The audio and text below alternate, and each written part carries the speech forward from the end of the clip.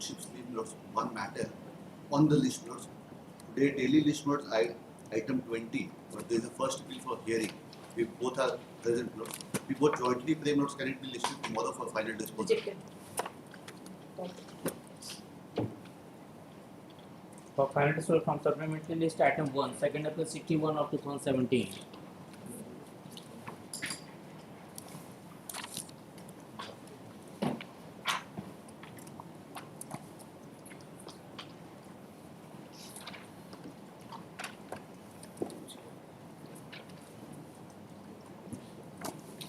You can address issue wise. Yes. You can address issue wise. Yes.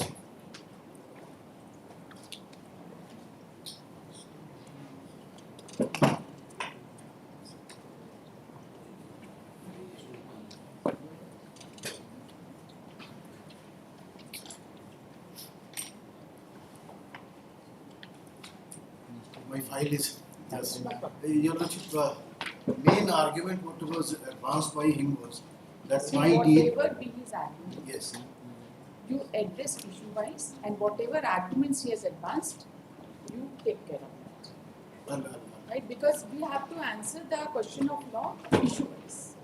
Issue wise, but Your Lordship, the substantial question of law Whatever has been framed, framed we that are only argument. concerned with that. Yes. We are not concerned with Yes. any arguments which are beyond the substantive. Yes. We will not entertain any argument. We have recorded his arguments, but we are confining it to the Yes. substantial question of law. And that is the law also. Yes.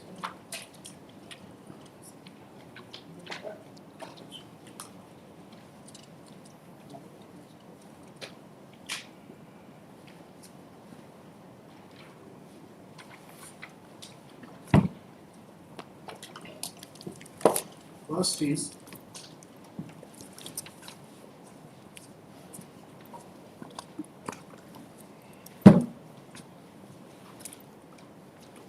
Your Lordship, may I read? Yes. Whether the learned trial court as well as learned lower appellate court has committed gross error while deciding the main issue whether the sale deed number 388 of 2001 executed by defendant number 2, the vendor Rajamandi Mandal, in favor of the plaintiff, that means my sale deed, Yes.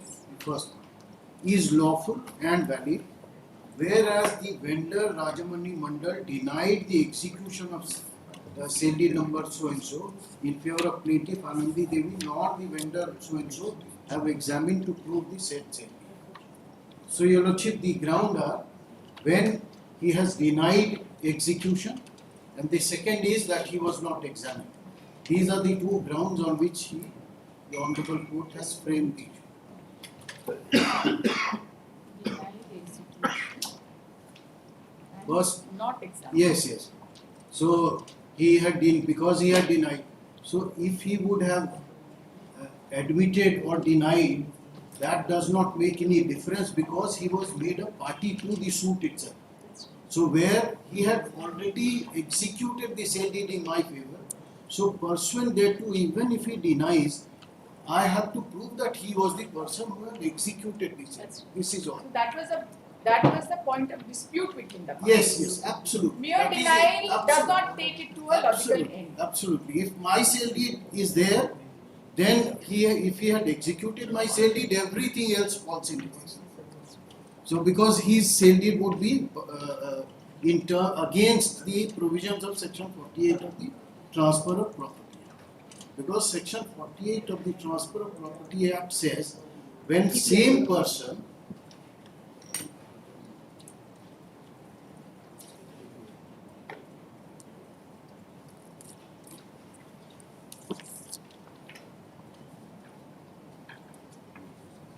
That's it. priority of rights created by transfer, where a person purports to create by transfer at different times rights in or over the same immovable property, and such right cannot all exist or be exercised to their full extent together. Each latter created right shall, in the absence of a special contract or reservation binding on the binding the earlier transferees, be subject to the rights previously created. So that means, Your Lordship, once there is a document transferring the property. So each subsequent right created is the first one would prevail. So here,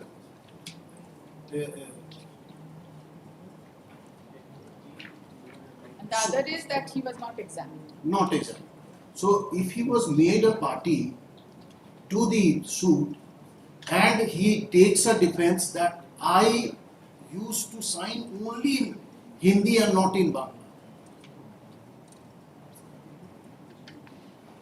This was his defense, and this defense, this was the only defense, and it is falsified from two important facts. That there were numerous cases in the civil court against him and by him, and in which he had signed wakalatnama, and he had also signed several hajris and papers. All those were in Bangla. One thing I want to know, Yes, what is the date of this sale deed is 2001. yes, 2001. Is there any document on record which was executed prior to 2001 and signed in Bangla? By him.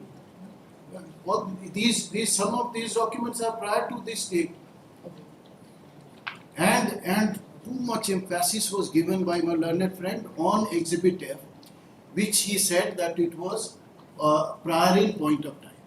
This statement is absolutely misconceived in view of the fact that although the title suit was of the year 1991, his deposition, which he is referring, was recorded in 2005, and therefore, Exhibit F is 2005 yes, and title suit is of yes, 1999. 1991. 91? Yes, 91 suit.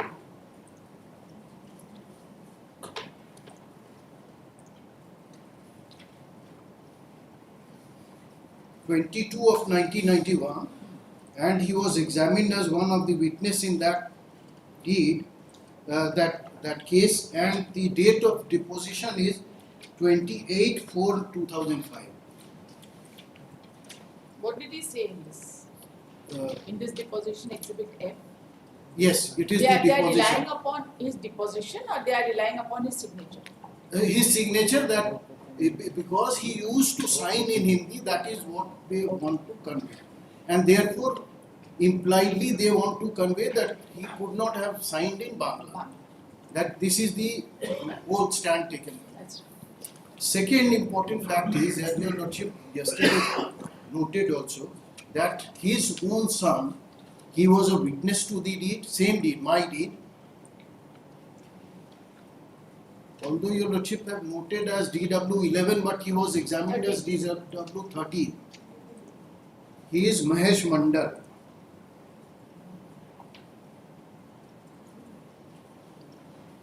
Yes. No evidence whatsoever led by him, or he does not deny his signature first.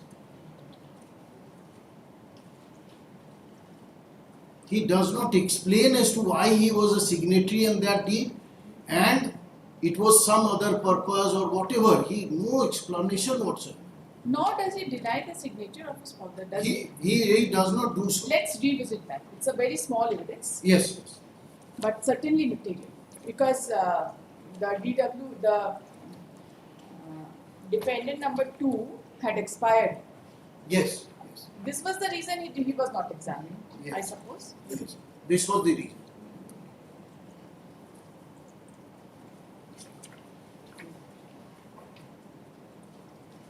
And from the perusal of this evidence by the defendants, your Lordship would find that their whole emphasis was on the fact that prior to my sale deed, there was an agreement already entered into by them, and therefore they were put in possession. We'll come to that later. Yes. Because the finding is that there was no such case made up. Yes. But we'll see the plaint Yes. and the written statement. Yes. Yes, please. Kindly read this. This deposit. DW13. DW.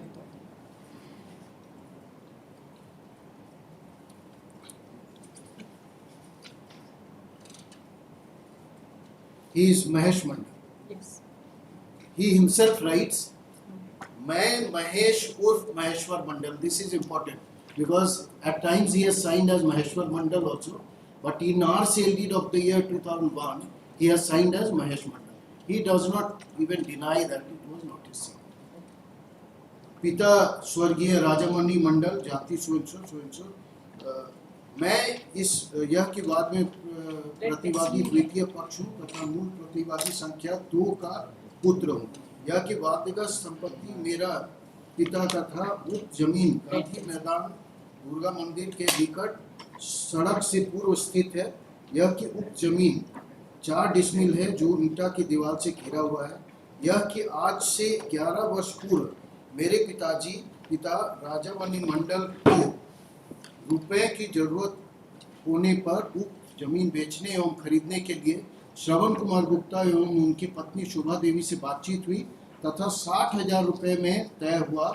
30/10/2000 को 15,000 रुपया शोभा देवी से अग्रिम लिया और इसके लिए इकरारनामा लिख दिया, जिस पर मेरे पिता राजामणि मंडल द्वारा मैंने दस्तखत लिया एवं शोभा देवी ने टिप दिया. किशन मंडल पिता जीतन मंडल ने भी उस इकरारनामा कागज पर गवाह के रूप में दस्तखत किया. यह कि मेरा दस्तखत है जिसे मैं पहचानता हूँ, जो पहले सीरीज के रूप में निर्देश अंकित है तथा पुराना जमीन खरीद का दलील शोभा देवी को दे दिया. यह कि जमीन का इकरारनामा एवं जमीन अग्रिम भुगतान के बाद राजामणि मंडल ने शोभा देवी को जमीन का दखल दे दिया एवं शोभा देवी ने उक्त जमीन का ईंटा की 4 दीवारी से मेरे एवं मेरे पिता राजामणि मंडल वगैरह की उपस्थिति में घेराबंदी किया. यह कि राजामणि मंडल केवल हिंदी जानते थे एवं हिंदी में ही दस्तखत करते थे और बांग्ला लिखना नहीं जानते थे.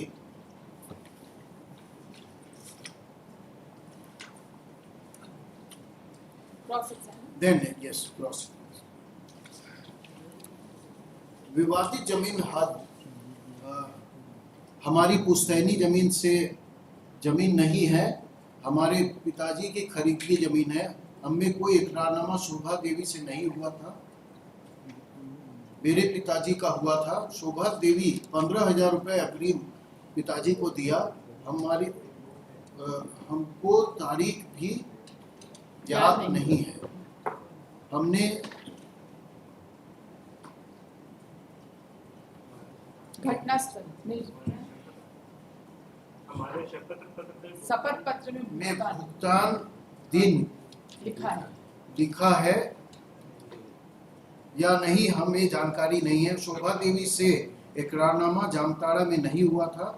इकरारनामा का स्टैंप देवघर के विक्रेता से खरीदा गया. इस केस में मैं अपना लिखित जवाब दाखिल किया हूँ. हम शोभा देवी के द्वारा इकरारनामा वाली जमीन हमारे एवं पिता की उपस्थिति में घेर लिया. ऐसा अपने लिखित उत्तर में नहीं लिखे हैं.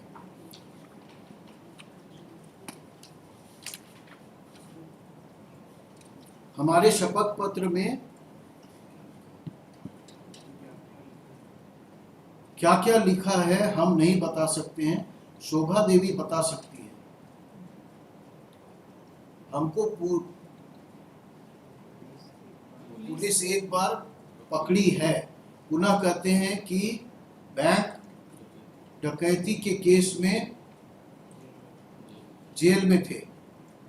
हमारे ऊपर मोटरसाइकिल चोरी का केस नहीं हुआ है. मेरे पिताजी जामताड़ा कोर्ट में केस लड़ते थे. उनके वकील सुधीर बाबू, इरुवाऊ एवं खोखन बाबू थे. This is important. So his father was already having a litigation, several litigation. This is admitted by him. हमको इस केस में लड़ने में खर्च नहीं करते हैं. हम गवाही देने नोटिस पर आए. हम न्यायालय के आदेश से आए हैं. आदेश हुआ था याद नहीं है. यह कहना गलत है कि विवादित जमीन आनंदी देवी को पंजीकृत विक्रेता द्वारा बेचा नहीं पंजीकृत विलेख द्वारा बेचा, उसके बाद उसको ठहरने के लिए हम शोभा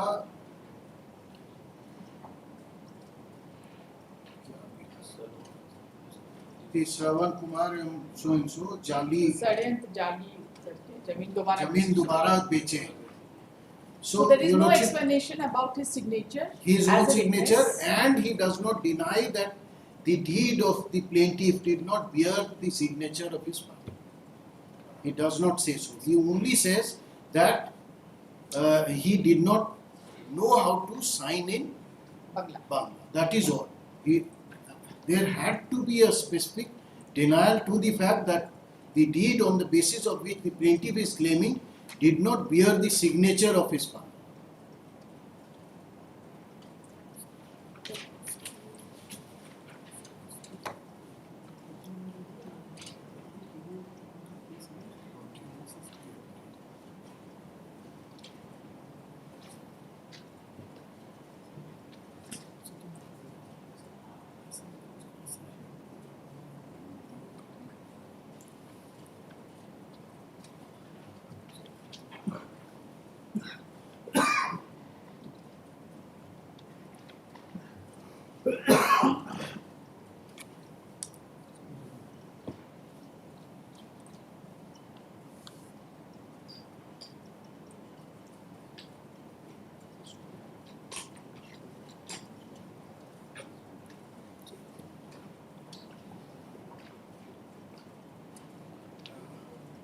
This I can place subsequently also. There is one evidence of the advocate who was the advocate of this Rajamani Mandal. He has come to depose in court saying that he used to sign in Bangla, and he has proved all those documents in which Rajamani Mandal had signed in. That was So, also exhibited. Can I place those or You just tell me the exhibits? exhibit number, that will be sufficient. And because PW. those discussions are in detail in the tripod. And yes, and Every those documents have been discussed in detail in the tripod. and our evidence was led earlier. So in their evidence, they do not even rebut those documents that this was not the same Rajamani Mandal, it was some other Rajamani So Mandal. that has to whatever. come through cross-examination. Nothing no? was done. Nothing. So He was PW? PW4, PW4. PW Satinath Mandal. 4, advocate of ये Rajamani matter cases. जिसमें हुजूर अभी reference लिया जो खोखन बाबू उन्हीं को बोलता है Satyanath. And this has been taken note by the trial court in para 20.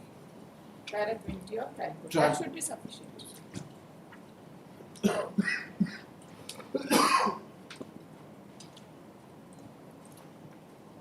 Could you just give me the exhibit numbers? Exhibit number, exhibit A. Exhibit A cities?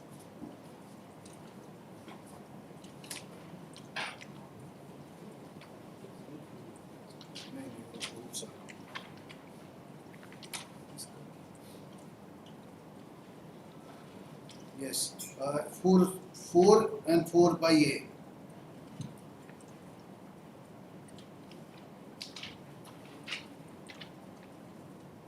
Then there are Hajris, exhibit 5.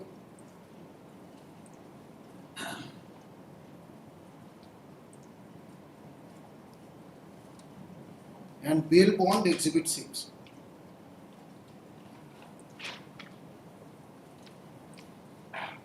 And in all these documents, he has signed in Bangla.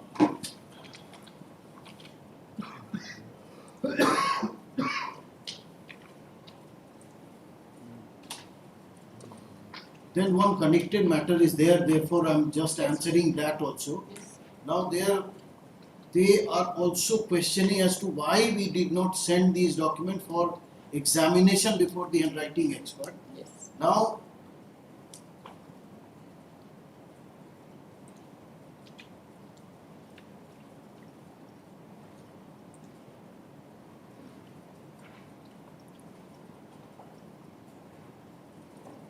Yes.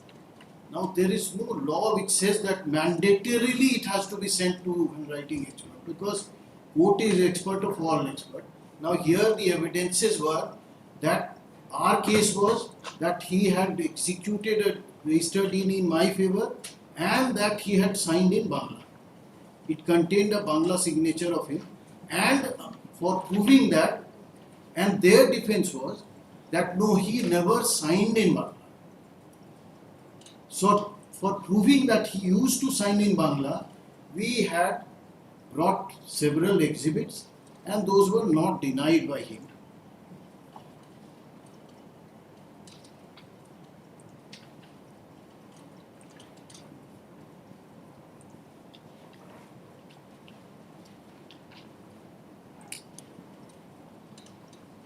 It Therefore, once- was not their case that he used to sign in Bangla and it's a forged signature. Yes. That was not So, their case. absolutely, now Hindi and Bangla signature cannot be Compared. examined by expert. How he would examine? And what would be the value of his report? That's right.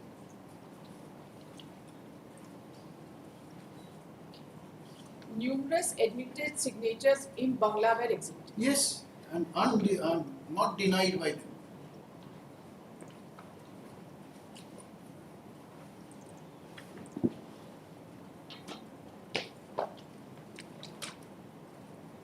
And interestingly, all of which were marked without objection.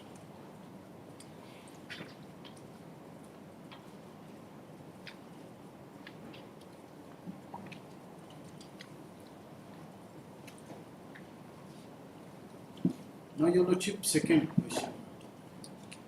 Let me capture this. Yes. With respect to substantial question number 1,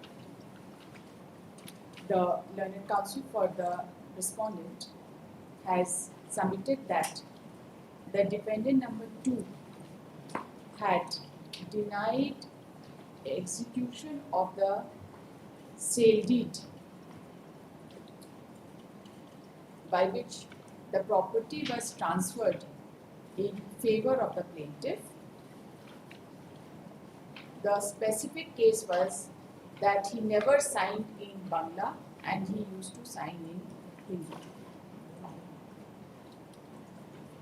He submits that the defendant, that as per question number, as per substantial question number 1, 2 points are required to be considered. A, denial of Rajmani Mandal of with respect to execution of the sale deed number 388 of 2001, and that he was not examined to prove the sale deed. He submits that admittedly Rajmani Mandal, defendant number 2, expired during the pendency of the case after filing the written statement, and his wife and son was examined as witness. Therefore, there was sufficient explanation for non-examination of Rajmani Mandal, correct? Yes. Uh, And even otherwise, because he was pleaded as the learned defendant. counsel has also submitted that he was impleaded as a defendant in the case and he denied the execution of the deed. Mere denial was not conclusive, Yes. and the matter was to be determined as to whether he had executed the sale deed or not. Yes.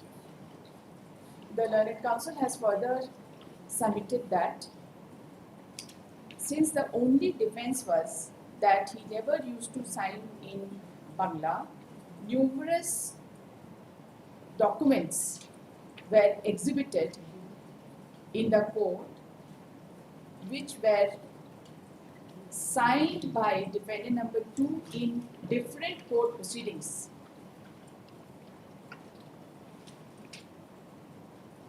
In which he had put his signature as in Bangla.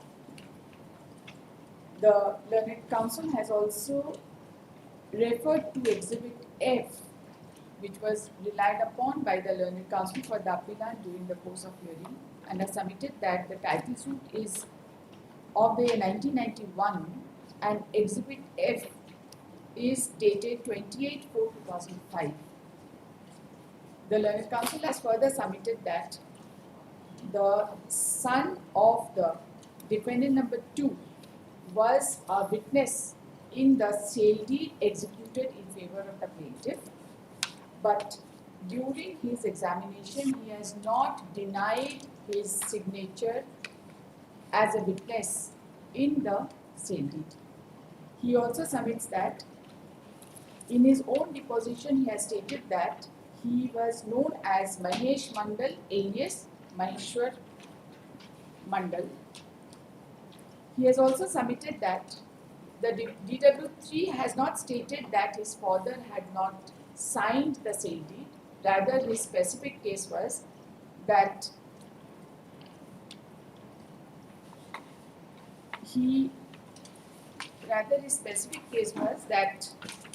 DW2 never used to sign in Bangla. DW, original defendant. Original defendant number 2 never used to sign in Bangla. Your Lordship has only Yes. DW3 has been mentioned. He is actually DW13. Okay. Mahesh Mandal. Mahesh Mandal is DW13. 13. His only defense was that his father did not know to write in Bangla. The Learned Counsel has submitted that PW4, who is an advocate, has been examined in the case and he has been the advocate of defendant number 2 in various cases, and he had exhibited numerous documents including Exhibit 4, Exhibit 4/A, 5 and 6, which were signed by the defendant number 2 in Bangla.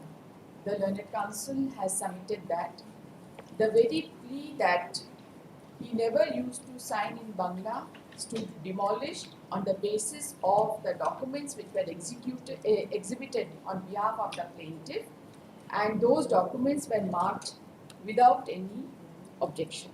The Learned Counsel has also submitted that there was no occasion for the plaintiff to send any document for verification of signature in view of the fact that the specific case of the defendants was that defendant number 2 never used to sign in Bangla and admitted signatures were placed on record which were duly signed by defendant number 2, and there was sufficient material on record to show that defendant number 2 used to sign in Bangla also. The Learned Counsel has further submitted that the execution of sale deed by defendant number 2 in favor of plaintiff was duly proved on the basis of materials on record, which was witnessed by none than his son, namely DW13, and in such circumstances, in view of Section 44 of Transfer of Property Act, any subsequent sale deed executed by defendant number 2 cannot confer title on the defendants. Defendant number 1. यही हो गया? Number 2 पर है.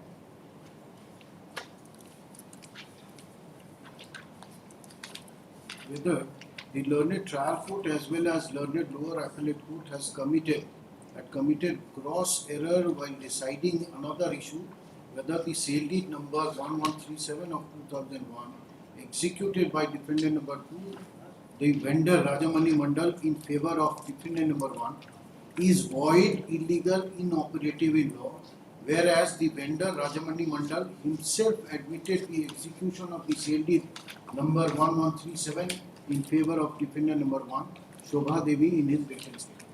So our case was specifically, your Lordship may see, his was subsequent deed, and whereas the vendor Rajamani Mandal himself admitted the execution of sale deed. So our case is that although he has executed the second sale deed, but it is barred in terms of Section 48 of Transfer of Property Act, and despite his execution, or even if it is proved that he had executed, that would be binding on the that would be subject to the right which has earlier been created in favor of.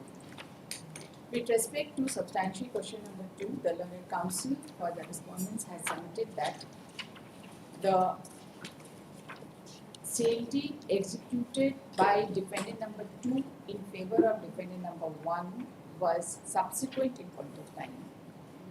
And therefore, since the property was already transferred in favor of the plaintiff by a prior sale deed, the subsequent sale deed was certainly void, illegal and inoperative.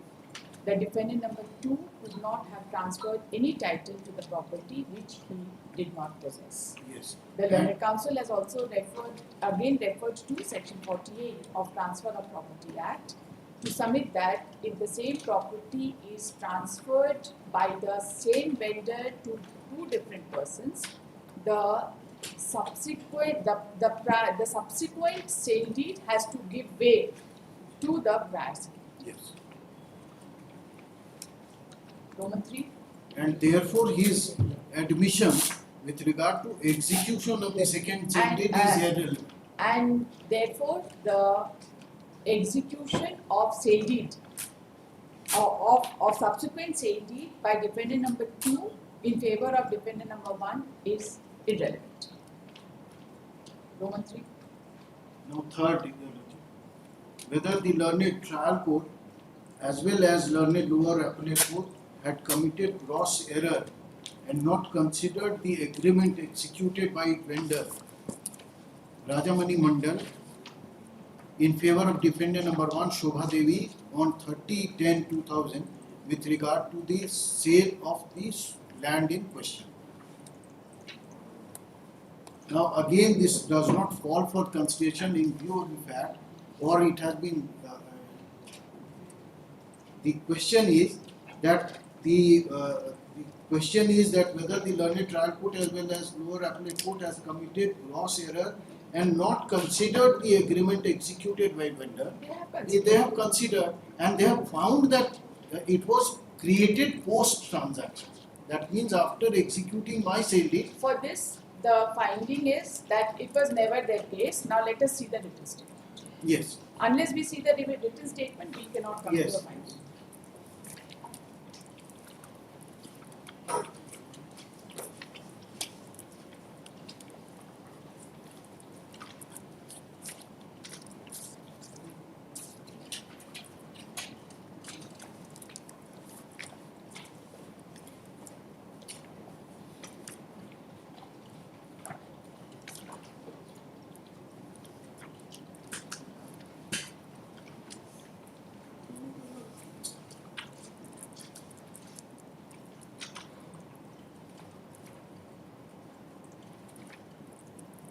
Rajamani Mandal's written statement, because this was adopted by his son and wife also. No, the principal defendant is important because they say that they had paid the money and Yes. subsequently. And we have seen that sale deed yesterday, it is not referring to any payment made earlier. 15,000 is not deducted. The entire amount of consideration amount, although they have conceded that they are not relying upon this exhibit B at all, but still there is a question of law, we have to answer it. We can't omit answering that question. Yes. Defendant number 1 first, Soni Devi. Shobha Devi.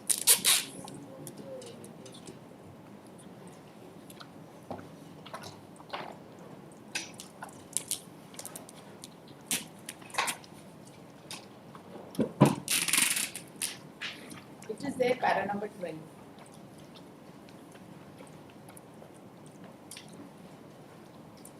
Para number 12, they have taken a stand.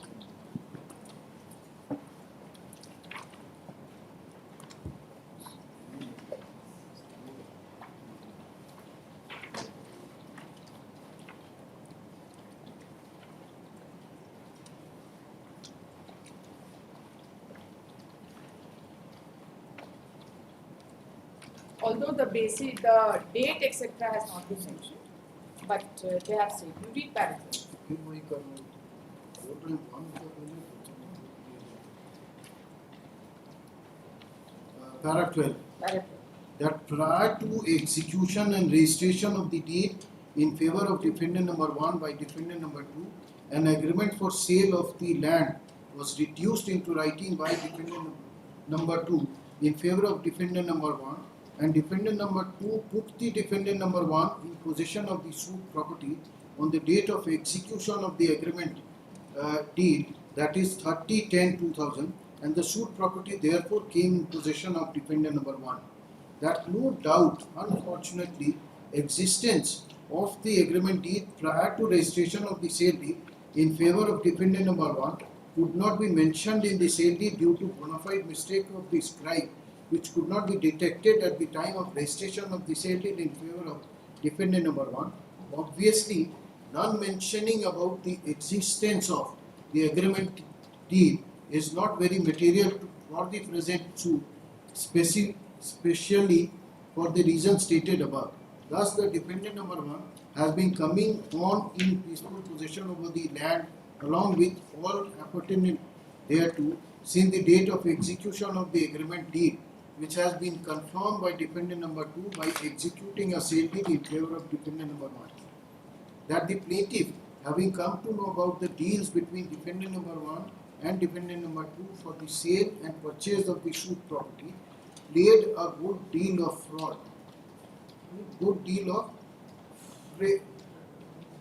fraud probably, upon the defendant number 2 as well as on the registering authority of Jamtara Sub-Registry Office, got a sale deed registered in her favor by deputing a fictitious person in the place of defendant number 2, and the plaintiff succeeded in practicing fraud by plaintiff was not allowed to take possession of the suit property by defendant number 2, and therefore the sale deed standing in favor of plaintiff remained inoperative.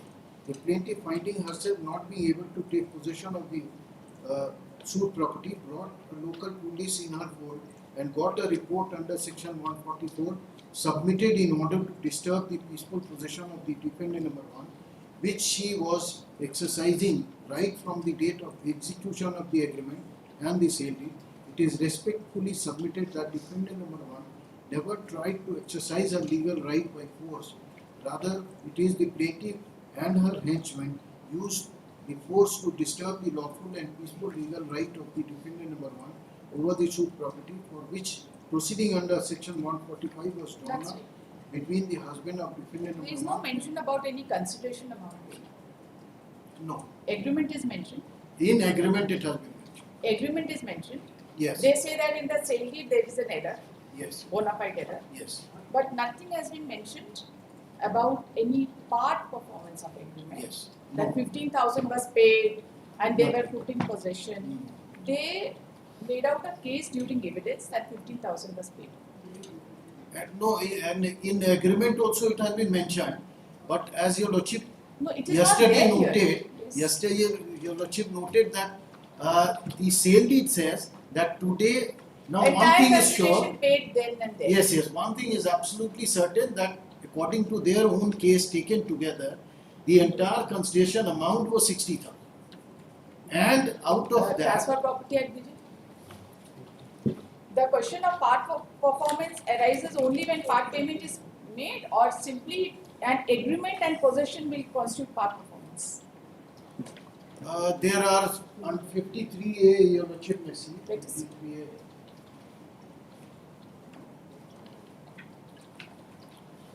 I must also, one thing I must point out, that there was amendment in the year 2004.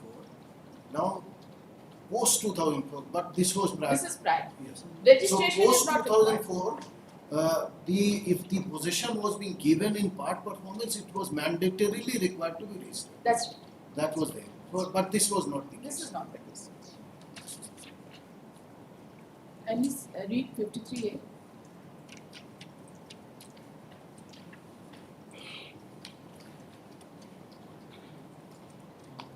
Where any person contracts to transfer his consideration for any immovable property by writing signed by him or on his behalf which terms necessary to constitute the transfer can be ascertained with reasonable certainty, and the transferee has, in part performance of the contract, taken possession of the property or any part thereof, or the transferee being already in possession continues in possession in part performance of the contract and has done some act in furtherance of the contract, and the transferee has performed or is willing to perform his part of the contract, then notwithstanding that, where there is an instrument of transfer, that transfer has not been completed in the manner prescribed therefore by the law for the time in court, the transferor or any person claiming under him shall be debarred from enforcing against the transferee and the person claiming under him any right in respect of such property of which the transferee has taken or continued in possession other than a right expressly provided by the terms of the contract. Payment is not mandatory. So, few They things could have were- taken a simple stand that there is an agreement, I was put in possession, subsequently the agreement was entered into. Because that would change the status of the party Yes. pursuant to the agreement. Yeah. But that was not their stand. They took a stand during evidence that 15,000 was paid in advance. They were put in possession of the property and subsequently the sale deed was executed. We have seen the sale deed which does not talk about any payment. The written statement also does not talk about any No, payment. it doesn't. Not at all. There is no whisper. So even if there was an agreement regarding payment of 15,000, at best your case would be that the sale deed was not pursuant to the agreement. Had the sale deed been pursuant to the agreement, then under such circumstances 15,000 ought to have been deducted. Yes, and Your Lordship, there is concurrent finding at least with regard to the agreement for sale, and it was found both the courts below considered the agreement and found it to be manufactured post transfer. So after transferring the property, this document was No, rather they have also said that this was not the case of the parties in the written statement, which is not correct. What about defendant number 2? yes. Now defendant number 2 Did he says take such a plea?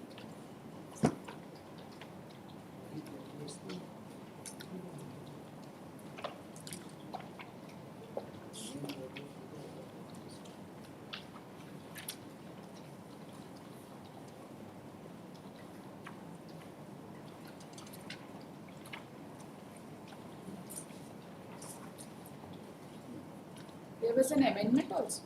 yes. In para What about defendant number 2? defendant number 2, yes. Para 6 onwards.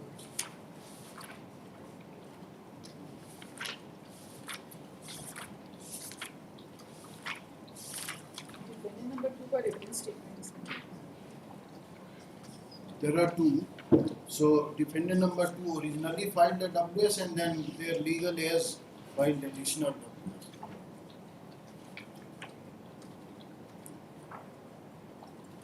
आपके पास है dependent number 2 WS एक बार देंगे इसमें नहीं बोलो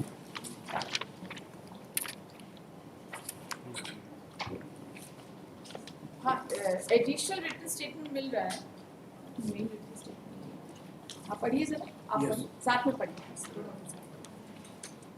is there any such plea Para number 7 onward. 6, I'll start from 6. Yes you start That after acquisition of suit property by defendant number 2 fell in need of money and so he negotiated for sale of the suit property with defendant number 1 who agreed to purchase the suit property, and therefore an agreement for sale of the land was drawn between defendant number 1 and 2 on 30th October 2000.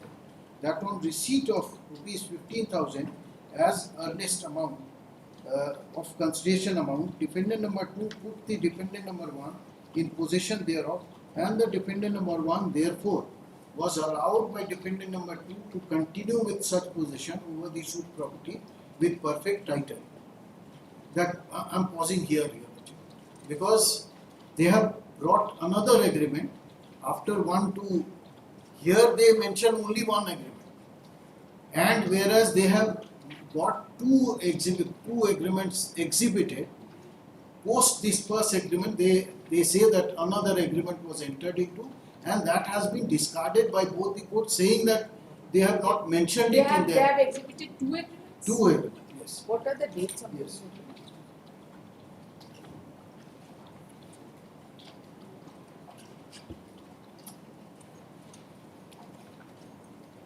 One must be 30/10/2000, Yes. and this is Exhibit B. 30/10/2000 is Exhibit B. Just. Yes, you know, the second one is 20th December 2000, you know, that is Exhibit C. Second one is 20th of December 2000. 12/2000. Exhibit This C. is. So we are concerned only with Exhibit B, Yes. not with C. Yes. But they have tried to show that. But there is no mention of this Exhibit C. No.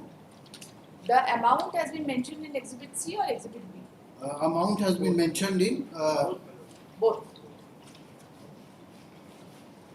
Exhibit C is not the why. What was the need for another agreement? Yes. The time had expired. No. What they say that in the first agreement I am referring. Yes. Whereas the sale deed cannot be executed immediately, therefore the parties deemed it necessary to enter into this agreement in terms and conditions set forth that the value of the land proposed to be set fully described in column 4 has been fixed at rupees 60,000, out of which only a sum of 15,000 only has been paid in advance to the first party by Rajamani Mandal, and a receipt whereof is acknowledged. Then para 2. The parties to the agreement agreed that second party will pay 15,000 on 20/12/2000, and the first party will give a receipt of his acknowledgement in writing by a further agreement paper. Okay, so there 15,000 already paid, And then, then 15,000 further to be paid. Correct? yes, that is what. To be paid on 20/12/2000, and another agreement to be executed. Yes. This 20/12/2000 is also talking about 30,000 payment total.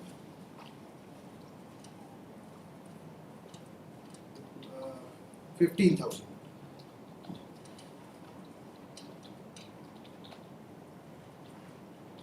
It talks about the total consideration amount. Yes, 60,000, out of which 15,000 has been paid. That the rest amount, first they say 15,000 paid, that the rest amount out of price of land of 60,000, after deducting the advance, will be paid on or before the registration of the sale deed. So on this date, no fresh 15,000 was paid. No, Although it was agreed that more 15,000 will be paid. not very clear, but it says that first 15,000 had already been paid, and then it refers to a future Second date where installment. 15,000 would be paid. That was So- 20/12/2000. Yes. Inference would be that the first date 15,000 was paid and second was to be paid on 20.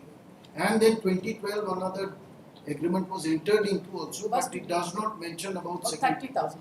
Yes. But it talks about remaining payment to be done at the time of sale. Yes. At or before. Remaining, only remaining. Just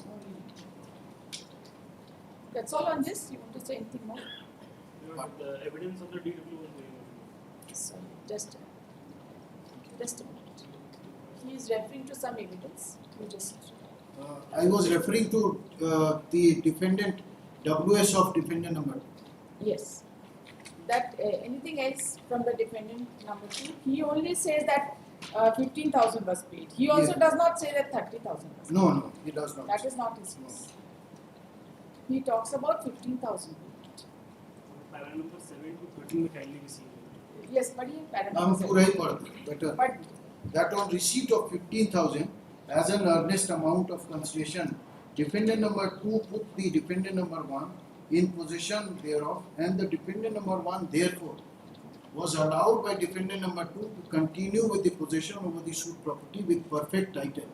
That the defendant number 2 thereafter received the balance consideration amount executed a sale deed in favor of defendant number 1, which was registered in the office of sub-registrar Jamtara, and perfect title in respect of the issued property passed on defendant number 1 from defendant number 2. Thus, presently, defendant number 1 is the absolute owner of the sued property, whereas defendant number 2 has got no concern. That so far as execution of the sale deed in favor of plaintiff by defendant number 2 is concerned, as a matter of fact, defendant number 2 never entered into any negotiation with the plaintiff for sale and purchase of the sued property, and so the plaintiff claim of purchasing the property from defendant number 2 is palpably false, frivolous and baseless.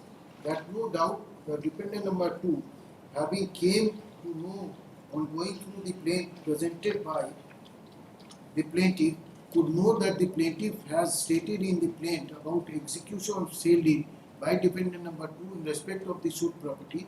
In this context, defendant number 2 respectfully submits that plaintiff maneuvered the papers in the shape of sale deed in order to grab the sued property. Now here I'll pause. He does not specifically deny the execution. What he says is interesting. I may be allowed to repeat Yes. this line. This is That- para number 13, 10, para 10. para 10. That no doubt the defendant number 2, having come to know on going through the plaint presented by the plaintiff, could know that the plaintiff has stated in the plaint about the execution of sale deed by defendant number 2 in respect of the sued property. In this context, defendant number 2 respectfully submits that the plaintiff has maneuvered the papers in the shape of the sale deed in order to grab the sued property. That means he does not deny his signature. No, 11 we did. That the defendant number 2 never appeared before the registration authority for admission of the execution of the sale deed purported to have been executed by him. Rather, the defendant number 2 very recently came to know that the plaintiff deputed her own man in place of defendant number 2 for admission of execution, and the act and omission of the plaintiff is prima facie squarely fall within the pale of criminal action, and the defendant number 2 reserves his right to take criminal action against the plaintiff. That the defendant number 2 further submits that he has not received a single penny from the plaintiff towards the concession amount against the sale deed purported to have been executed by defendant number 2 in favor of the plaintiff. That the defendant number 2 has further come to know that plaintiff has also maneuvered the papers in circle office in order to substantiate the preference. So here your lordship may take note of the entire fact as statement made by plaintiff in para 10 to para 12. What he says, he does not deny his signature in the sale. No, he says that somebody else has signed it. No. If that is so, then the matter would He be. says that No, somebody he says someone else appeared before the registrar for admitting the signature. I'll repeat it once again. Nowhere he says that deed does not bear his signature. Absolutely. What he only is bypassing the actual question. I may be allowed to repeat it once again. What he says, after he says, no doubt the defendant having come to know so and so. In this context, the defendant number 2 respectfully submits that the plaintiff maneuvered the document paper in the shape of a sale deed in order to grab the sued property.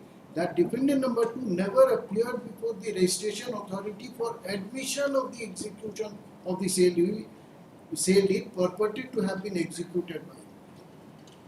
So he does not. What It's admission he We said, will not go to such Yes. an extent. It's too much to go into this. but he does not deny specifically his own signature. He says that there are several stages of where parties sign the You sale see, deed we and are then we are dealing with the point regarding part performance. So Yes. we will not divert ourselves Yes. from this.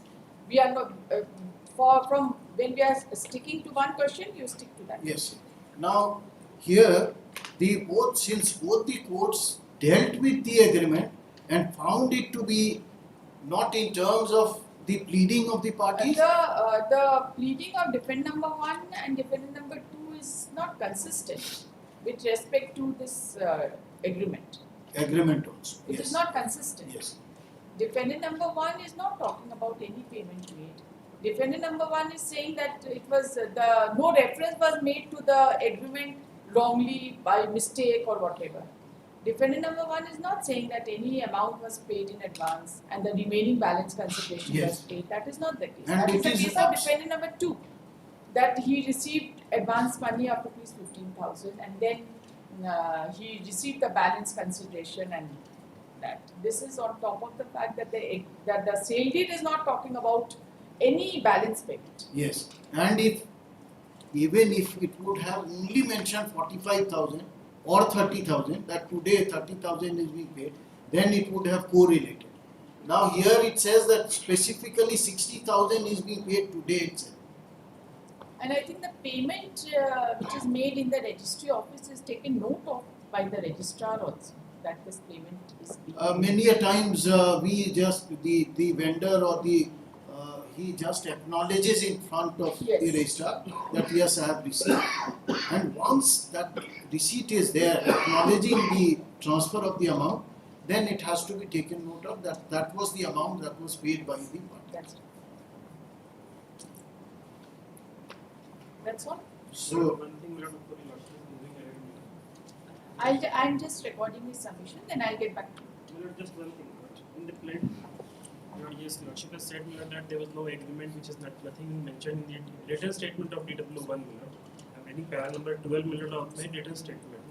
That prior to the execution and registration of the deed in favor of defendant number 1 by defendant number 2, an agreement for sale of the land was reduced into writing by defendant number 2 in favor of defendant number 1, and defendant number 2 put the defendant number 1 in possession of the sued property on the date of execution of the deed, that is on 30th 10/2000, and the sued property therefore became the possession of defendant number 1. That's right. He's saying about the agreement, but he's not saying anything about part performance in the sense of part payment.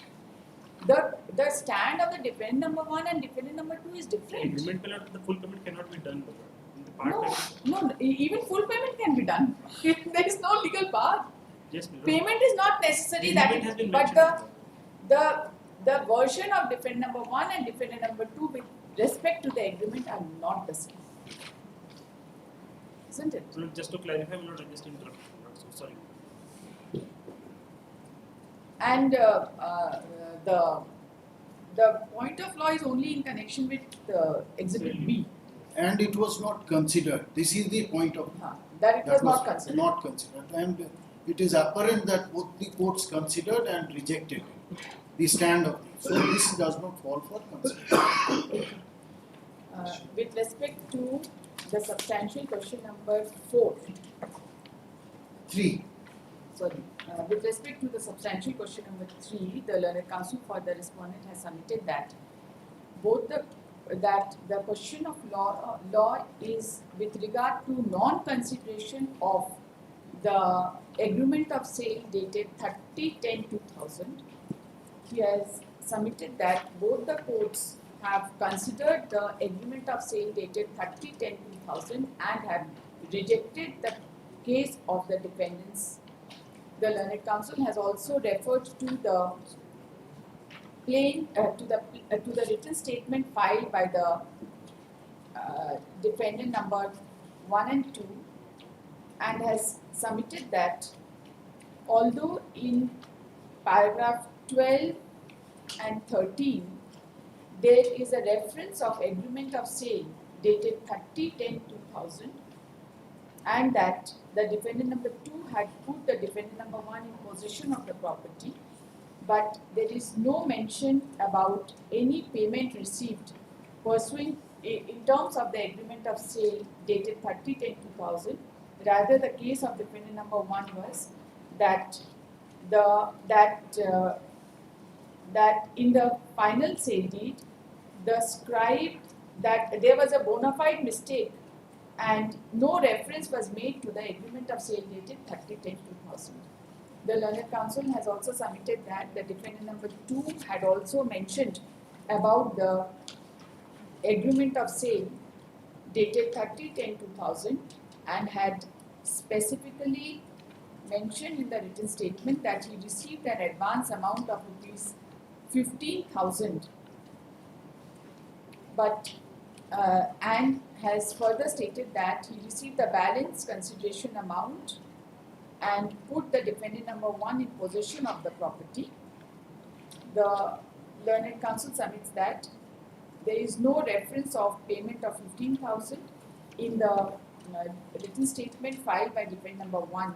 Further, in the final sale deed also, neither there is any reference of the agreement of sale dated 30/10/2000, nor there is any reference to payment of rupees 15,000. Rather, the final sale deed revealed that entire consideration amount was paid on the date of execution of the sale deed.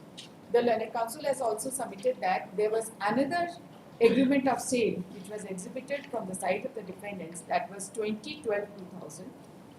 The same was apparently entered into in view of the fact that the agreement of sale dated 30/10/2000 referred to payment of 15,000 already made, and there was a stipulation that further 15,000 was to be paid on 2012-2000.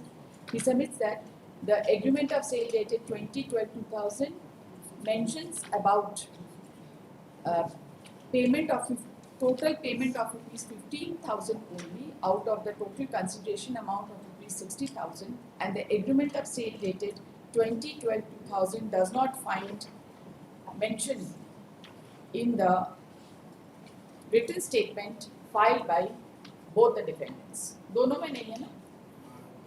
Exhibit C का reference तो कहीं नहीं है. 20/12/2000 का written statement 20/12 वाला कहीं नहीं. does not find mention in the written statements filed by defendant number 1 or defendant number 2. Only one agreement has been mentioned, the first one.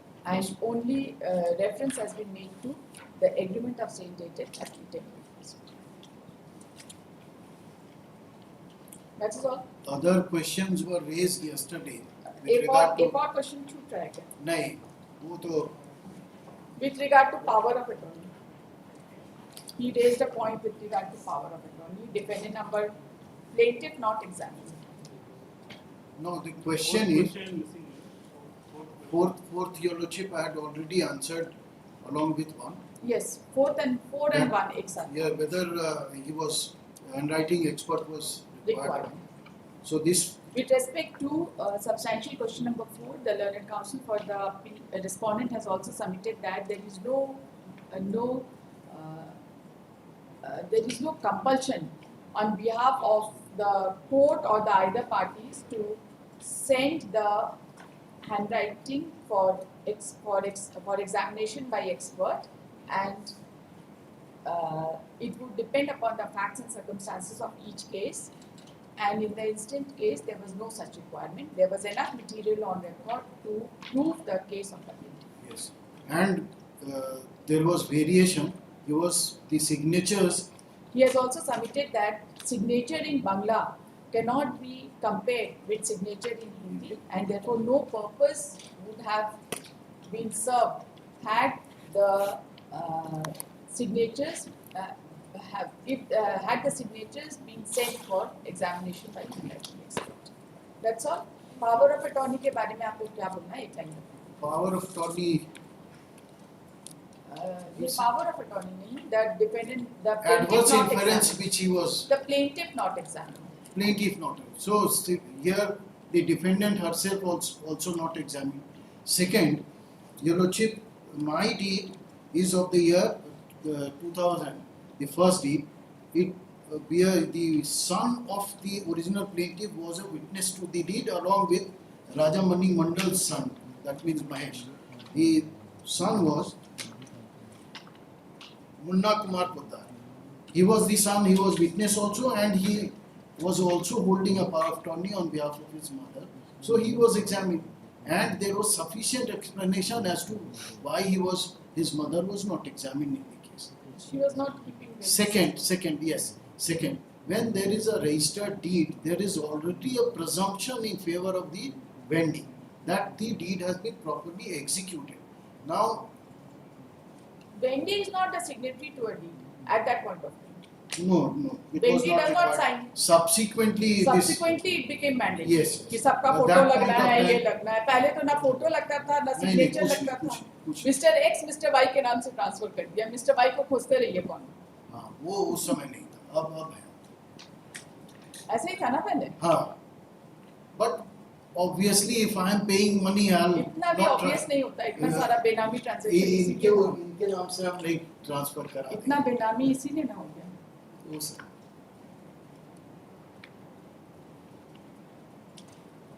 And there is one judgment, Your Lordship, because this came up, that Supreme Court says question of adverse inference would come only in play when there are no other evidences on record. If there are evidences on record, then if the matter can be dealt with that, with non-examination in all cases would not, the adverse inference would With not. respect to the argument of the appellant on the point of non-examination of the plaintiff, the learned counsel for the respondent has submitted that even the defendant number 1 was not examined. He has also submitted that there was explanation for not reducing the plaintiff for examination by the court. He has submitted that there is a presumption in connection with execution of a registered sale deed. And what was under dispute was as to whether the sale deed was executed by the defendant number 2.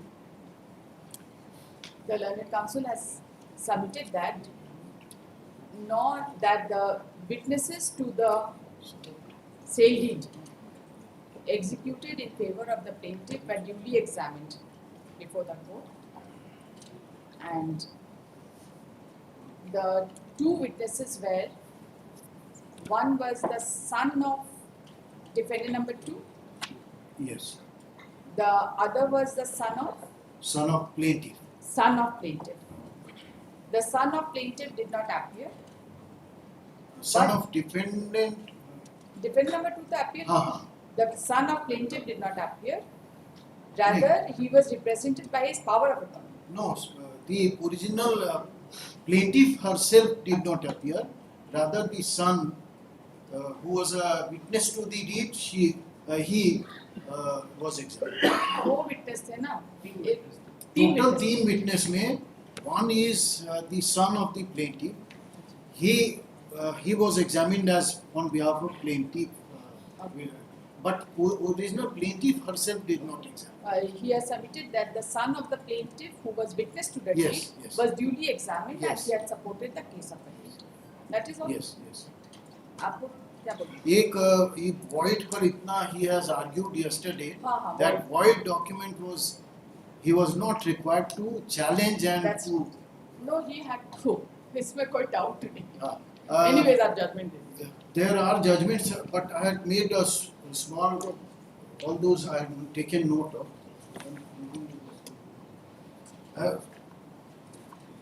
We are having difficulty today in getting the copies from the library because counting is going on. So क्या recounting we चल could रहा है? not, yes, we या could not दोबारा get election हो गया? election अभी आज recounting. But the books are there. List of books are given. I've quoted the relevant portions. What is the crux? Yes, crux is, Your Lordship, directly if Your Lordship would come to the 4th page.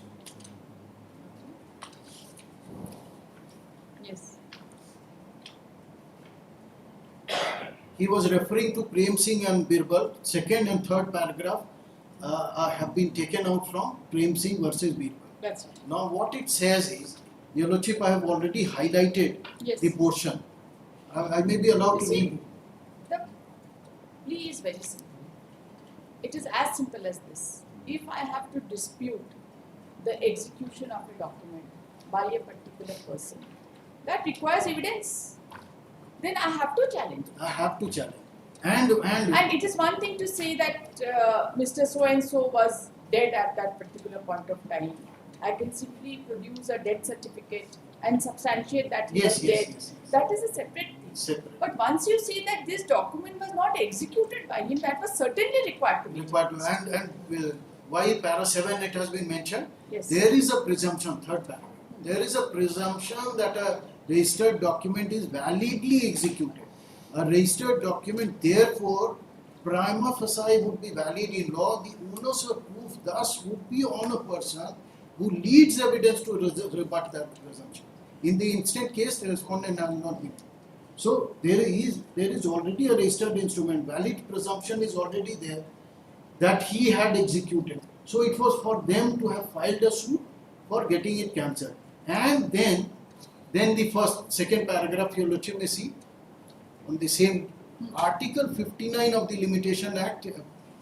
This has to be read with Section 31 of the Specific Relief Yes. Act. Specifically, when a relief is claimed on the ground of fraud or mistake, it only encompasses within its fold fraudulent transactions which are voidable transactions. Section 31 of the Specific Relief Act 1963 thus refers to both void and voidable documents. Once, however, a suit is filed by a plaintiff for cancellation of a transaction, it would be governed by Article 59. Even if Article 59 is not attracted so and so, after 2 lines, Your Lordship, Article 59 would be attracted when coercion, undue influence, misappropriation, or fraud. Here, his entire case is on fraud, which the plaintiff asserts is required to be proved. Article 59 would be applied to a case where the instruments it would therefore apply when a document is prima facie. With respect to the argument of the appellant that the deed in favor of the plaintiff was itself void, the learned counsel for the respondents has referred to the judgment passed by Honorable Supreme Court in the case of Rainsing versus Beaver, reported in bracket 2006, bracket close 5, SCC 353, which has also been relied upon by the learned counsel for the appellant to submit that it has been held in the said judgment that there is presumption that a registered document is validly executed. A registered document, therefore, prima facie would be valid in law. The onus of proving that the onus of proof thus would be on a person who leads evidence to rebut the presumption. The learned counsel submits that the deed of plaintiff being a registered document, the onus was heavy on the defendant to prove that it was executed through fraud, etc. For that, the defendant ought to have challenged the sale deed of the plaintiff by filing a separate suit. Yes. But no such step was taken. And in a case where the fraud is alleged and fraud is required to be proved, the same has to be challenged and it cannot be said to be void ab initio unless the fraud is established in a court of law. Yes, exactly. Unless the fraud is. And the second, Muhammad Nurul Hoda is very important in the same page here. I'm only reading the old Yes. portion. When the plaintiff seeks to establish his title to the property which cannot be established without avoiding the decree or an instrument that stands as an unsurmountable obstacle in his way, which otherwise binds him. Though not a party, the plaintiff necessarily has to seek a declaration and have that decree, instrument, or a contract cancelled or set aside or recited. The learned counsel has also relied upon the judgment passed by the Honorable Supreme Court in the case of Muhammad Hoda versus BB Rafi, reported in bracket 1996, bracket 47 SCC 767, to submit that when the plaintiff seeks, that it has been held that when the plaintiff seeks to establish his title, which cannot be established without avoiding the decree or an instrument that stands as an insurmountable obstacle in his way, which otherwise binds him, though not a party, the plaintiff necessarily has to seek a declaration and have the decree, instrument or contract cancelled or set aside or rescinded. The learned counsel submits that in the present case, the defendant was alleging that the sale deed executed in favor of the plaintiff was obtained by fraud, and the sale deed of the plaintiff was certainly standing in the way of the title of the defendant number 1, and therefore it was obligatory on the part of the defendant to challenge the sale deed of the plaintiff by constituting an appropriate suit, which was never done by the plaintiff. And next page also. कितना लिखा है? Void and voidable explained. This was a classic case, therefore I am reading. only there were three kinds of void acts that were mentioned. I'm coming to the last one, where underlined another type of void act which is not a nullity, but for avoiding the same a declaration has to be made. Voidable act is which is good act unless avoided. If a suit is filed for a declaration that a document is fraudulent and or forged or fabricated, it is voidable as the apparent state of affair is the real state of affair, and a party who alleges otherwise is obliged to prove it. If it is proved that the document is forged and fabricated and a declaration to that effect is given, a transaction becomes void from the very beginning. There may be a voidable transaction which is required to be set aside, and the same is avoided from the day it is so set aside and not any other day prior to it. In cases where legal effect of a document cannot be taken away without setting aside the same, it cannot be treated to be void, but would obviously be. The learned counsel has relied upon the judgment passed by the Honorable Supreme Court reported in bracket 2001, bracket 26, SCC 554, and has submitted that it has been held that in cases where the legal effect of a document cannot be taken away without setting aside the same, it cannot be treated to be void, but would be obviously voidable. The learned counsel has submitted that in the present case, the property was transferred in favor of the plaintiff through a registered document which had a presumptive right. That's all. आपको कुछ बोलना है?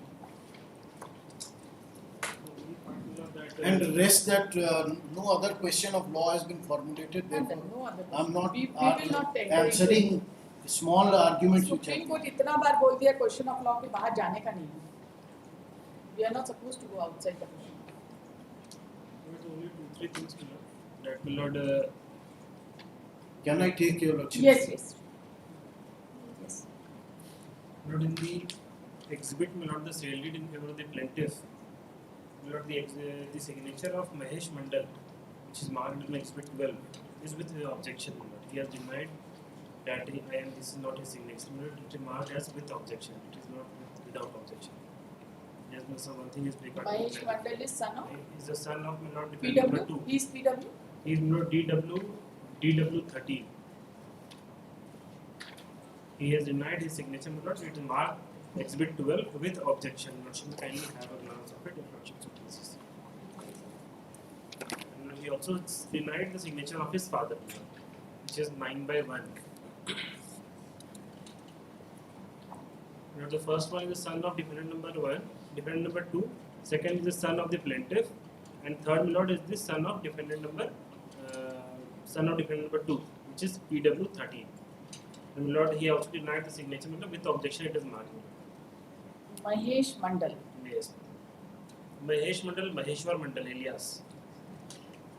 Alias तो आपका है ही. मतलब मैं बता रहे हैं उसमें गवाही में एलियास लिखा हुआ है. आपने I'm not लिखा है? disputing it.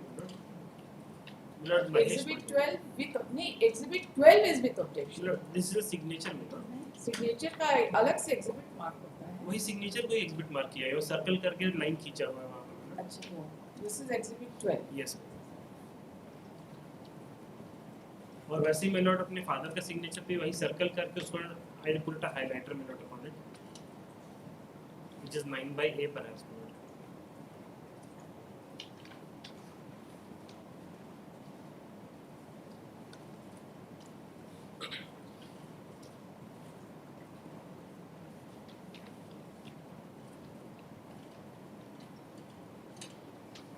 Now we all know where my case stands, my lord, but just to clarify, my lord, I just placing my नहीं lord. रिपीट करने का जरूरत नहीं, आप खाली response. Yes, my lord, that nothing else, my lord. 9/1. 9/A perhaps, my lord. Lord, that is a signature of DW 1. 9/8. My lord, I put a highlight. 9/J. A होना चाहिए my lord, शायद.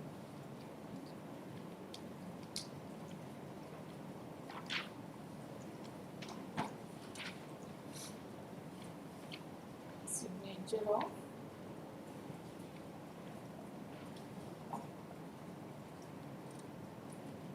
defendant number 2. Yes. Marked with objection.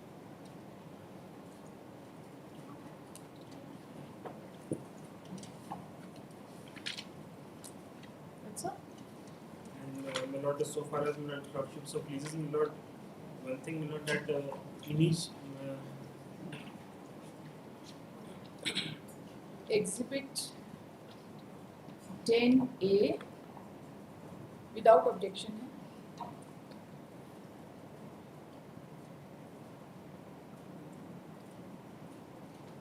Signature of Vishnu प्रसाद. विष्णु प्रसाद नहीं होंगे, लोग गवाही देने आए नहीं थे, उनका सिग्नेचर शायद मार्क नहीं हुआ है। मार्क हुआ. Exhibit 10A. Then Munna Kumar Gupta. He is the son of plaintiff. Lord, this is their document which they are not marking over. He is also a signatory here. Yes. Exhibit 11. These were not marked with invitation. In response, the learned counsel for the appellant has submitted that Exhibit 12 was the signature of Mahesh Mandal, alias Mahesh Kumar Poddar, Mahesh Mandal. alias Maheshwar Mandal. alias Maheshwar Mandal, PW 13. PW 13, and his signature was marked with objection. DW 13. He has also submitted that the signature of defendant number 2 on the sale deed of the in favor of the plaintiff was marked with objection as Exhibit 9/8. The signature of Vishnu Prasad Mandal was marked Exhibit 10 within that. It is observed that the signature of Vishnu Prasad Mandal was marked Exhibit 10 within bracket A, and signature of Munna Kumar Poddar was marked Exhibit 11, but without any such objection. Lord, one thing on the point, my Lord, that section इसको 101. रखिए. Lord, I get it photocopy and हाँ, share it. इसको photocopy ये करा लेंगे, आपको वापस कर. Lord, I will get it written. I will share it. हम करा लेते हैं, Yes, तुरंत हो जाएगा. as a lordship. कराइए. Lord, one thing, Lord, that under section 101, the initial burden is upon the plaintiff and it keeps on changing. Lord, initially the burden is upon the plaintiff. When he is discharged, then the burden shifts back to the defendant. And it keeps on shifting, Lord, from one person to another. The sale deed is not under challenge. It is not required to be, in my humble submission. That we will consider. This is my understanding, my Lord, which Lordship may consider. My Lord. That we have to consider. Yes, that's lovely. Now, the one thing only, my Lord, the one judgment I have cited yesterday, my Lord, which I could not cite, my Lord, then in the compilation it is mentioned, my Lord. Kindly have, my Lord, one thing, my Lord. Nothing else, my Lord, that's all.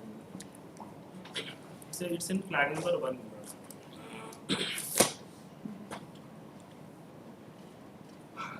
First flag, my Lord. Para number 13. This is of 2023 AIR. First flag. Para number 31. Yes. In the burden of proof to establish the title in the present case lies upon the plaintiff, as this burden lies on the party who asserts the existence of a particular state of thing on the basis of which she claims relief. This is mandate in terms of section 101 of the Evidence Act, which states that the burden on proving the fact rests with the party who substantially asserts in the affirmative and not on the party which is denying it. This rule may not be universal and has exceptions, but in the factual background of the present case, the general principle is applicable. In the present terms of section 102 of the Evidence Act, if both the parties fails to produce evidence, the suit must fail. The onus of proof no doubt shifts, and burden of shifting is a continuous process in the evaluation of the evidence. But this happens when in a suit for title and possession, the plaintiff has been able to create a high degree of probability to shift the onus on the defendant. In the absence of such evidence, the burden of proof lies on the plaintiff, and it can be discharged only when he is able to prove title. The weakness of the defense cannot be justification to a degree of a suit. The plaintiff could not have succeeded in the respect of the suit Schedule A property if she has discharged the burden to prove title on Schedule A property, which squarely falls on her.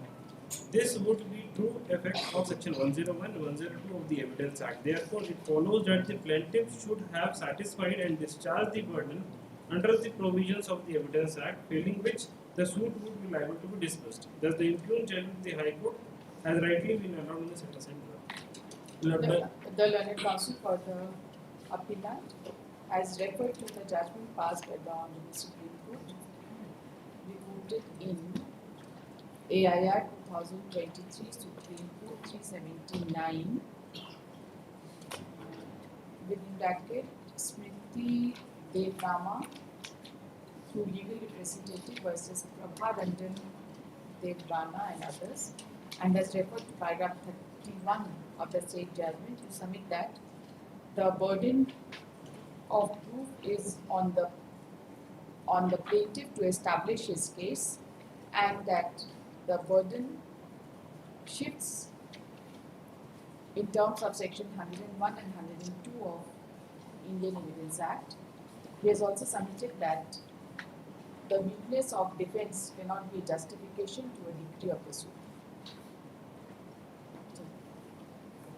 Lord, therefore, my Lord, since the plaintiff has not deposed and not given any reason for non-examination, therefore this case has to be stand for.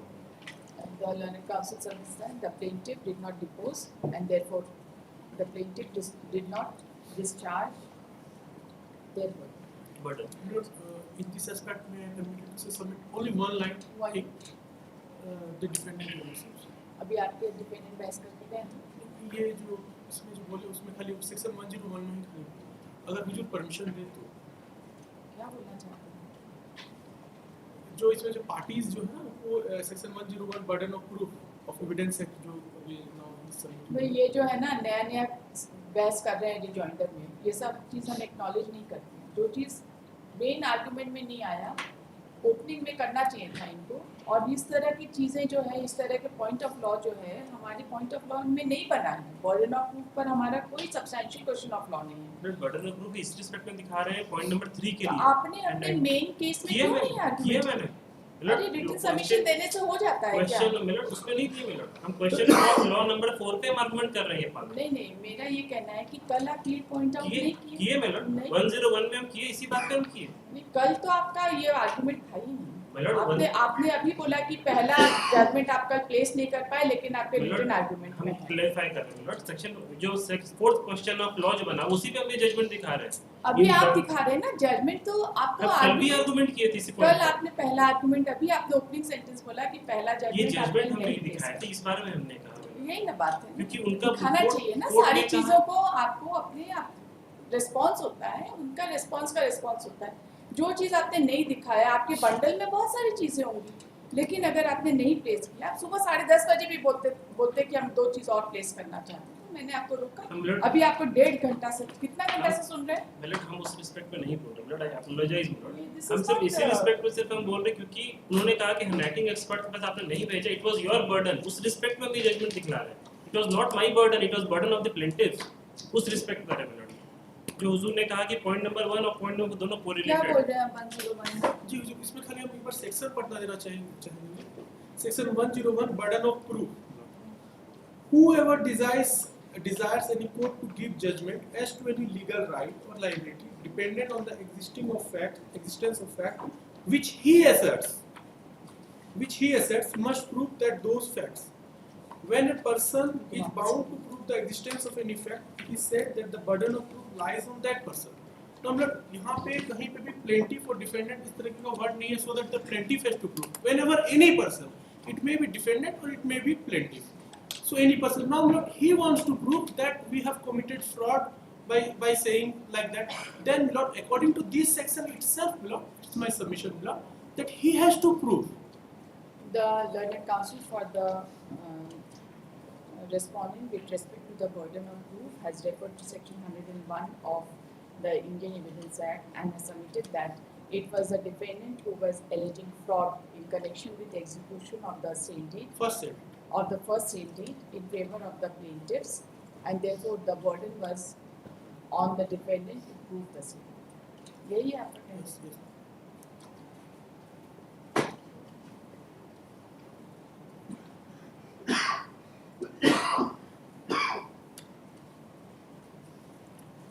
Charge दीजिए।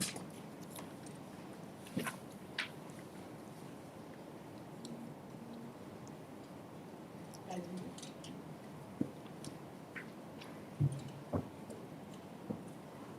Arguments concluded, goes for judgment on 2nd of April.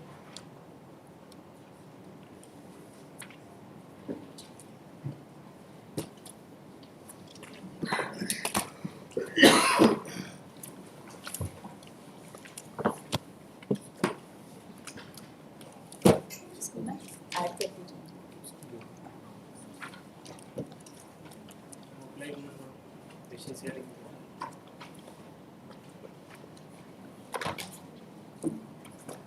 Item Q, second appeal 503 of 2018.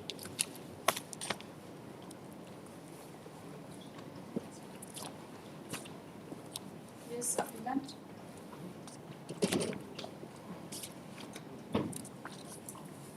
Who is there? Where is the applicant? Today I'm filing the rating for you. Yes.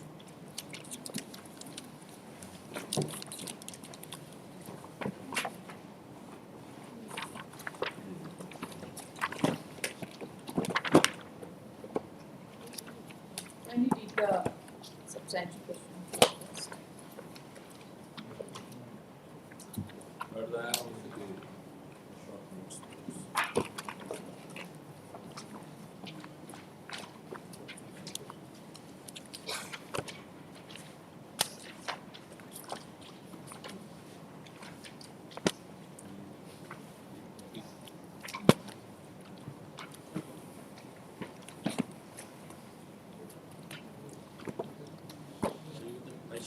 Short notes. It starts with the two questions of law, substantial questions which were framed. Yes.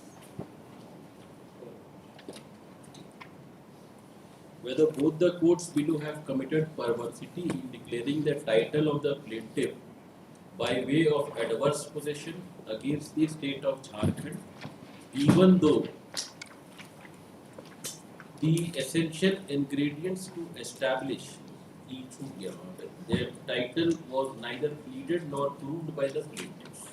What are the essential ingredients for an adverse possession? Or the plaintiffs see. No, what are the essential ingredients for an adverse possession?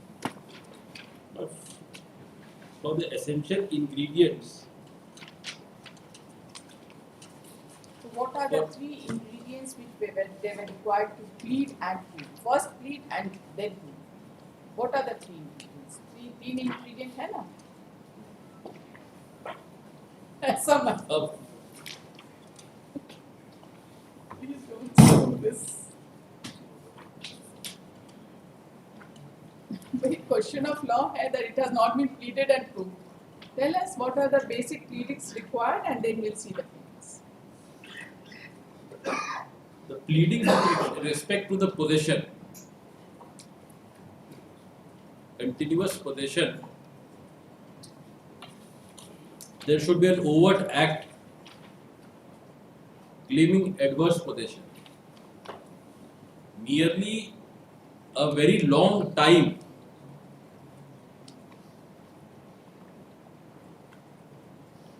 Passage of time is not sufficient. passage of time is not sufficient to claim adverse possession. They were in possession. Yes. Is it an admitted fact that they are in possession? Yes, counsel. Yes. Or the possession is also disputed. Possession is not disputed they are in possession. because that was the cause of action for filing the suit by them.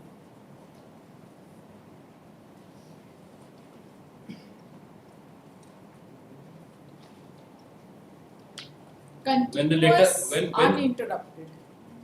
When a letter was issued by the Deputy Commissioner with respect to disturbing for intending to disturb their possession, that led to filing of the suit. So that is there. But in the entire plaint, although in the relief portion, in the plaint,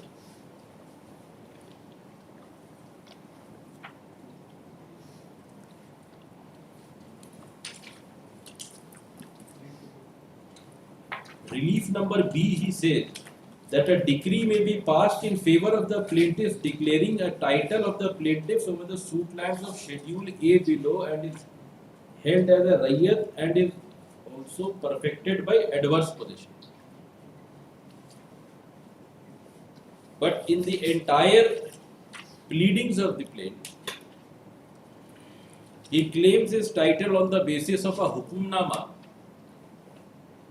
granted in favor of his vendor of the year 1942 by the manager of the Kindly read the plaint. Plaint.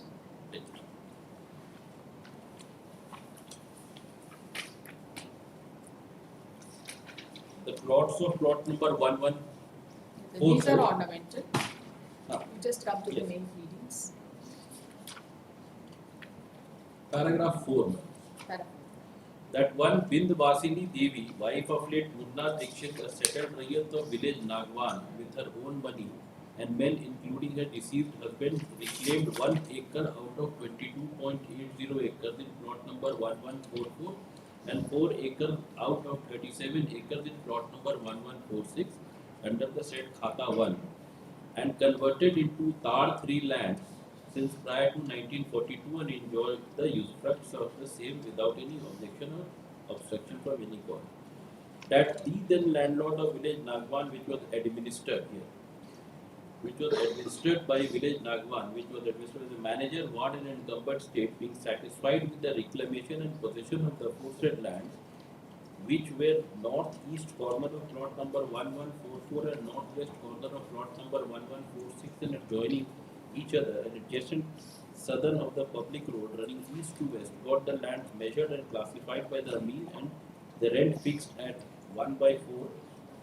Besides, cess drew up a parcha on 14/4/1942 and also granted hukumnama on 7/11/1942. And the sale was duly executed by the ex-landlord under his signature dated 16/11/1942 in the name of the said settlee as asserted and claimed by her and allowed to continue in peaceful possession on payment of rent against the grant of rent receipt regularly by the Karamcharis of the then landlord. The said settlee, being a settled rayat of village Nagwan, acquired the permanent right of a settled rayat over the aforesaid land and coming in possession since from the date of settlement of her own right. That the said lands were never notified and legally taken under the provisions of the Bihar Private Forest Act, as the said lands lost its original character and became the Rayati land in possession of the said settlee long before coming into effect of the BTF Act. The notifications, if any, issued under this Act were never acted upon or covered under this plot. And since the aforesaid lands were the Rayati lands of the said settlee, same did not vest in the state of Bihar under the provisions of BLR Act 1950 and in pursuance of the government instructions, Karamcharis of the state of Bihar were legally authorized to accept the rent against the grant of rent receipts and on perusal and basis of rent receipts granted by the ex-landlord without any permission of the Anchal Adhikari or any authority of the state. That accordingly rent receipts was issued for the first time on 27/2/55 by receipt number on realization of rent for the years 1953, 54, 54, 55. Thus, Jamabandi was legally opened and rent receipts continued to be issued in the name of Bindwasini levied regularly by the Karamchari on realization of rent and permanent royalty rights was recognized and accepted as per government instruction. At the said opening of royalty jamabandi and granting of rent receipts were legally made and tenant's name was entered in the tenant register, the same cannot be removed, altered or cancelled without filing an appeal against that order before the SDO. Hence, the aforesaid lands never vested in the state of Bihar and cannot be treated as a public land. Under Section 2 of the BPLE Act. And thereafter, the BPLE Act was abolished. BPF Act was abolished, and the forest lands were notified under IF Act, Indian Forest Act 1927, under Section 29 and 30 of the IF Act. It is alleged by the defendant that the aforesaid settled land were also notified by the notifications and published in Bihar Gazette. Thus, the aforesaid lands became forest land of the government and a public land as claimed by defendant number 2. In other collateral proceedings, whereunder the claim of defendant कहाँ number है आपका? There is no pleading of adverse possession. There is no findings also. So ये question of law बना है ना, तो इसका answer तो करना पड़ेगा ना. There is no findings. There is of no the finding and there is no pleading. तो बात No, खत्म. but there is no findings, Lord. Very well. Question of law पहला पढ़ी है. Yes, इसका but मतलब इसका कोई मतलब नहीं है question of law. हम पढ़ रहे हैं. Whether the both may I start, Lord? हाँ. Whether the both courts have committed perversity, declaring the title of property by adverse possession. It There is no such finding. There is no such findings. Okay.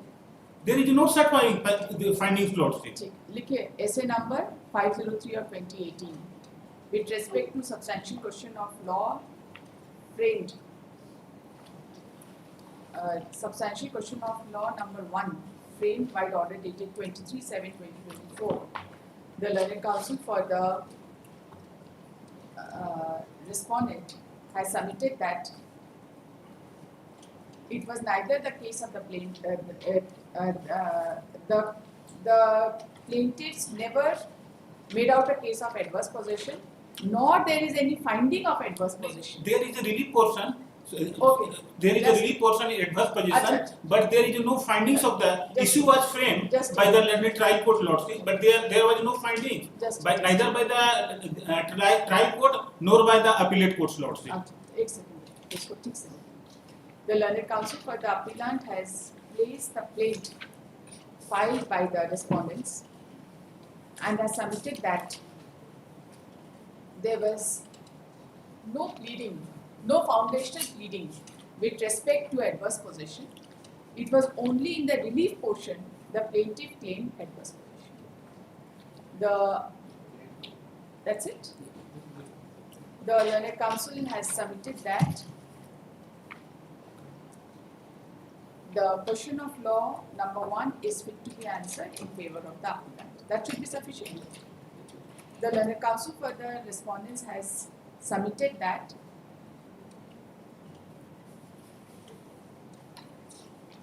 there is, although the point of law, although the issues were framed in connection with adverse possession, but none of the courts have given any finding Relating to adverse possession. However, during the course of argument, he has not been able to show any pleading except the prayer made in the plaint with regard to claim of adverse possession, if any, by the respondent. The main relief of the plaintiff is for declaration that it is not a public land, Lord. He has also submitted that the main relief of the plaintiff was primarily to get a declaration that it was not a public land. Yes. And the cause of action arose when proceedings under Bihar Public Land Enforcement Act was initiated against the plaintiff. Correct? Lord. Number 2. whether both the courts below have committed perversity by failing to consider that in the year 1942, no ward of encumbered estate was in existence, as the same ended in the year 1937 and Padma estate was under the direct control of Raja Bahadur Kamakhya Narayan Singh Therefore, the case of the plaintiff of settlement by Sada Hukumnama dated 7/11/1942 was a concocted one. Can you explain this? But as I was going through the plain, he claimed his title deriving it from a Hukumnama dated 7/11/1942, That's right. which was also exhibited before the trial court. I'll refer to the exact exhibit number. It was 13. Yes. It was 13. That Vindhyavasini Devi reclaimed the lands and that land was settled to her by the manager of the ward and encumbered manager in 1942. Whereas the holder, my lord, the Raja Bahadur Kamakhya Narayan Singh, he became a major in 1937 and therefore And also granted Hukumnama on 7/11/1942, and the same was duly issued by ex-landlord under his signature dated 16/11/1942 in the name of the said Setli as asserted and claimed by her and allowed to continue in peaceful possession of claimant of it. This is the pleading. pleading is, my lord, that the then landlord of village Nagwan was arrested by the village Para Nagwan. 5. I'm reading. And the rent fixed at this, beside drew up a Parcha on 14/4/1942 and also granted Hukumnama on 7/11/1942, and the same was duly issued by ex-landlord under his signature in the name of the said Setli as asserted and claimed by her and allowed to continue peaceful possession.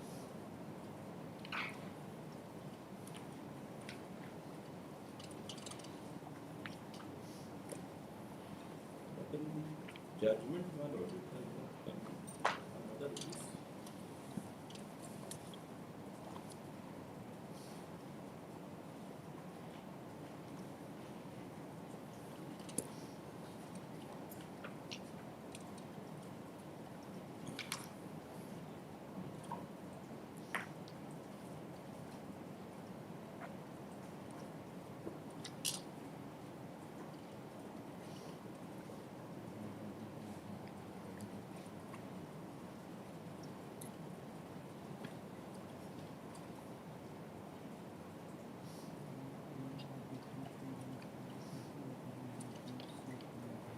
Hukumnama is exhibit. 13. It is 13. Who has executed it?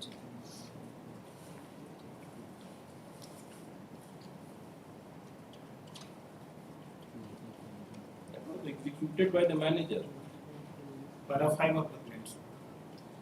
5 में तो दूसरा थी. Verify में दूसरा चीज है उसमें लिखा हुआ है कि ex landlord ने execute. Is there any finding that it was executed by the manager? 85 page number में देखा जाए. 85. Why I am getting this?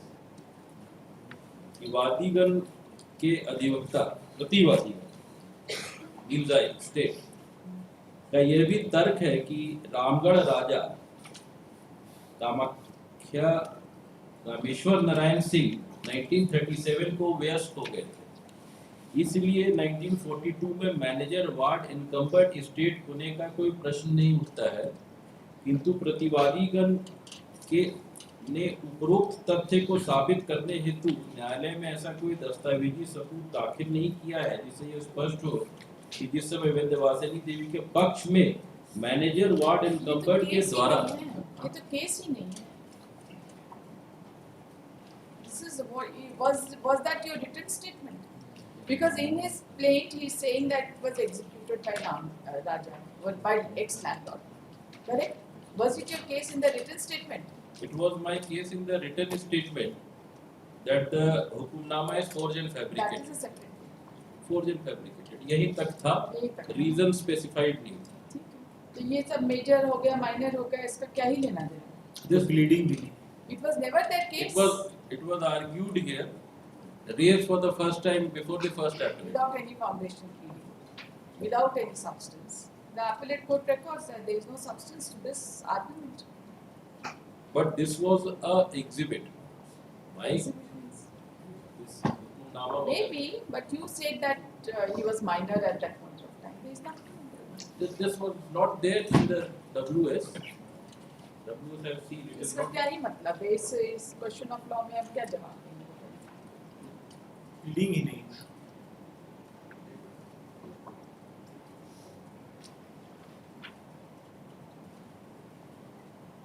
This was placed for the first time around in Page 32 of the appellate court. But there is no Appellate- foundational background or foundational pleading to this particular substantial question of law. Since it was referred to in the appellate court judgment, therefore this question of law was made.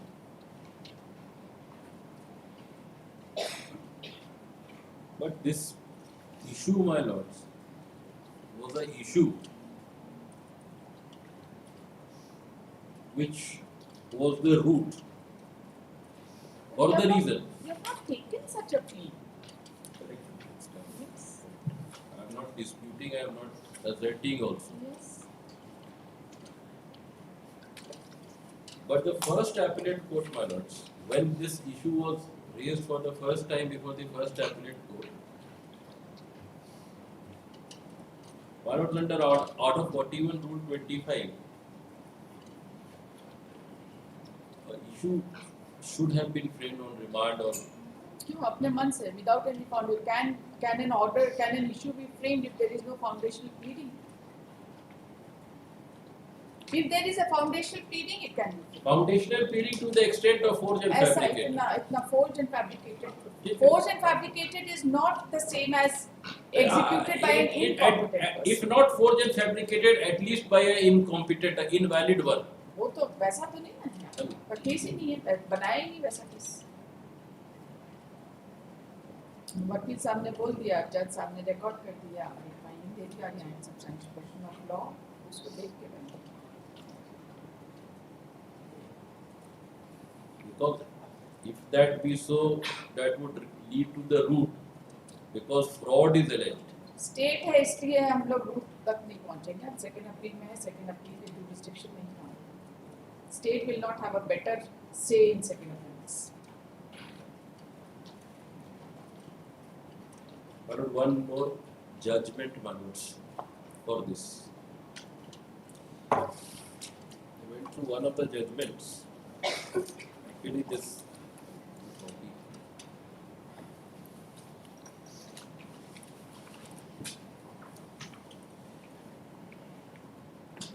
The judgment of December 2024, 28 December 2024, at page 17, actually does not directly have a connection with the issue on hand, but it refers to a judgment. Analysis starts page 23.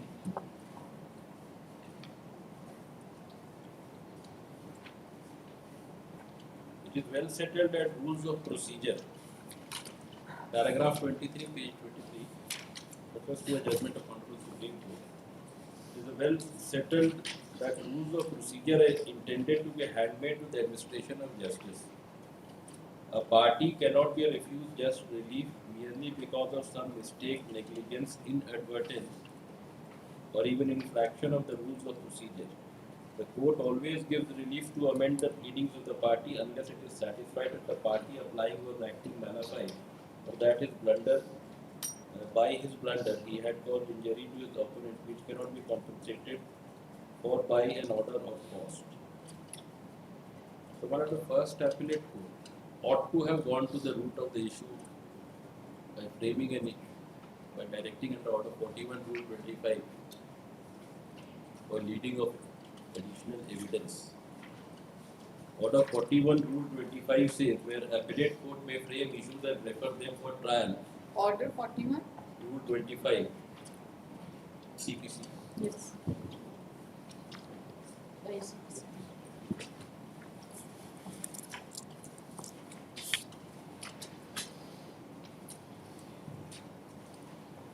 Where the court from whose decree the appeal is preferred.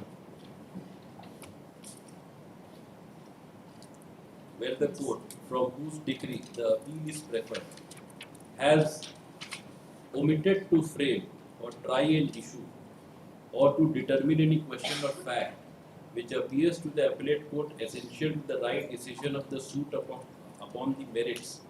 The appellate court may, if necessary, frame issues and refer the same for trial to the court from whose decree the appeal is preferred, and in such cases shall direct such court to take additional evidence required, and such court shall proceed to try such issues and shall return the evidence to the appellate court together with its finding thereon and the reasons therefore within such time as may be fixed by the appellate court or extended by it from time to time.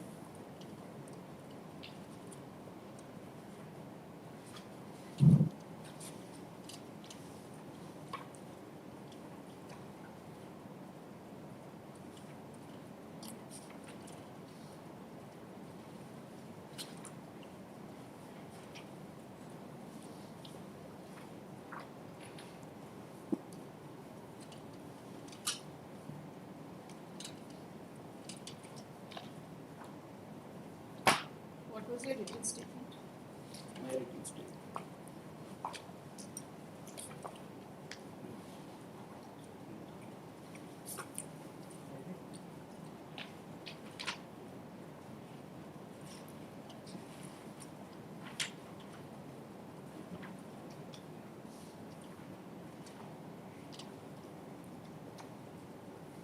First, the ornamental paragraph.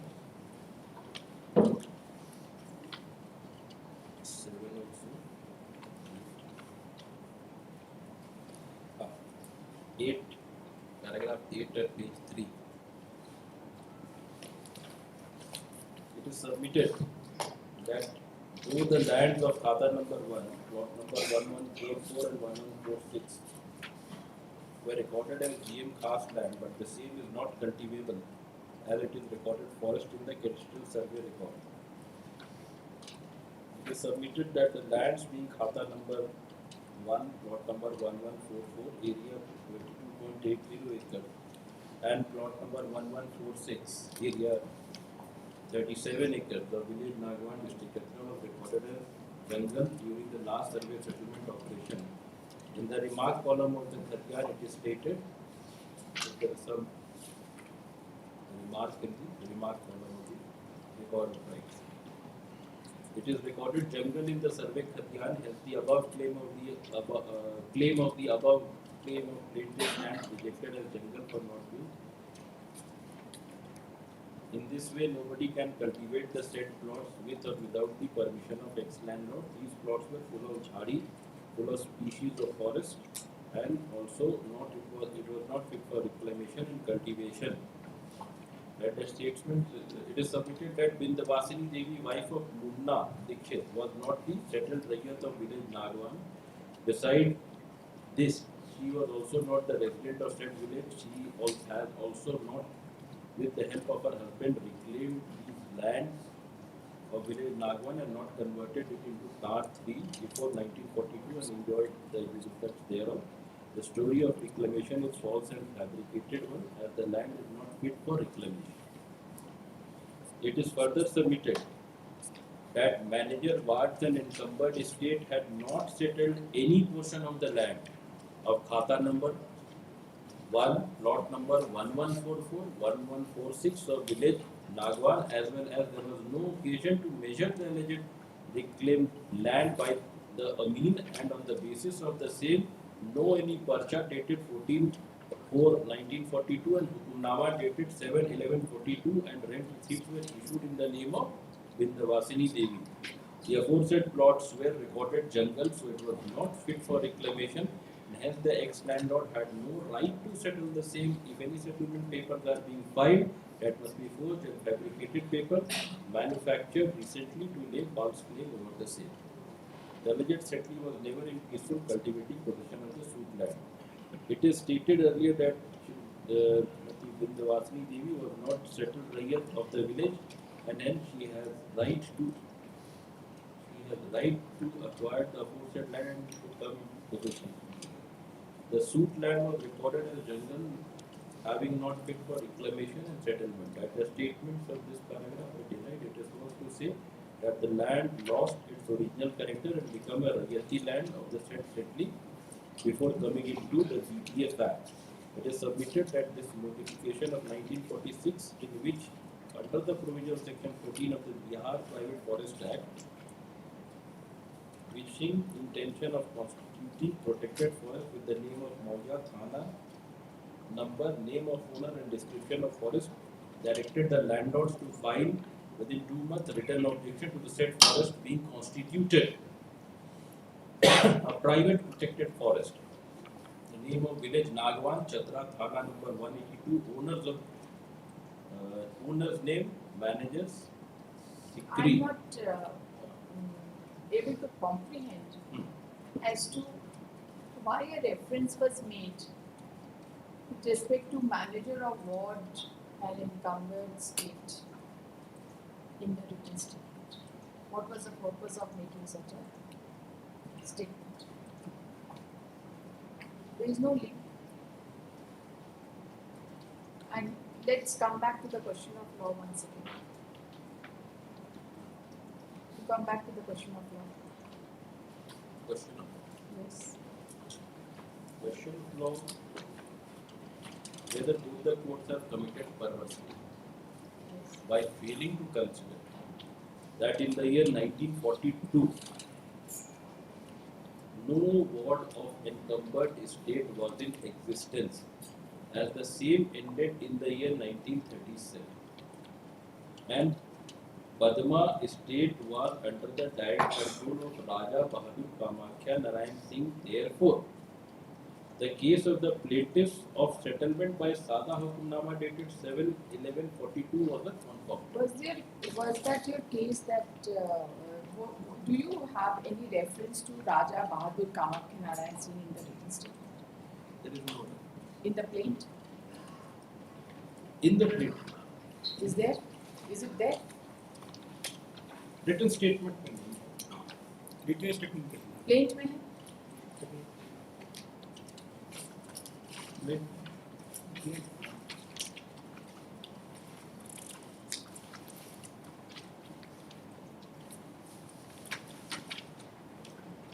This Raja was the Zamindar? Who Yes. was it? Zamindar. Landlord. Para 5.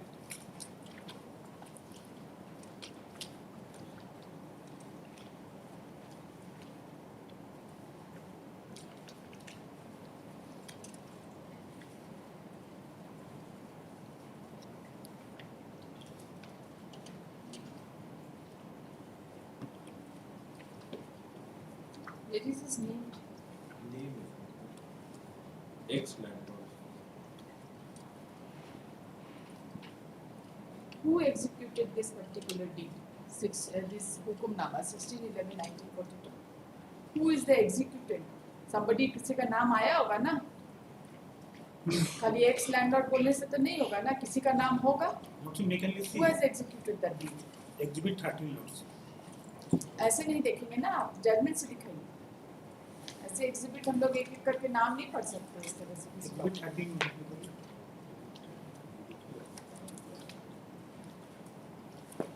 Exhibit 13.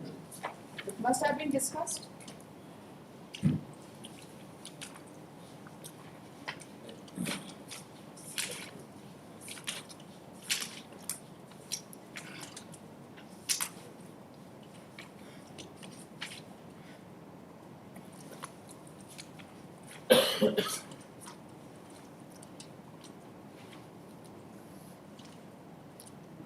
जनाब manager साहब, Janaab, manager साहब बहादुर wards and incumbents state Hazaribagh. Manager साहब के बाद manager, ward and incumbent. जी. ठीक है. page 73, 74, page 6 and 7 of the trial court judgment. वहाँ भी इसका है, वादीगण का ये कहना है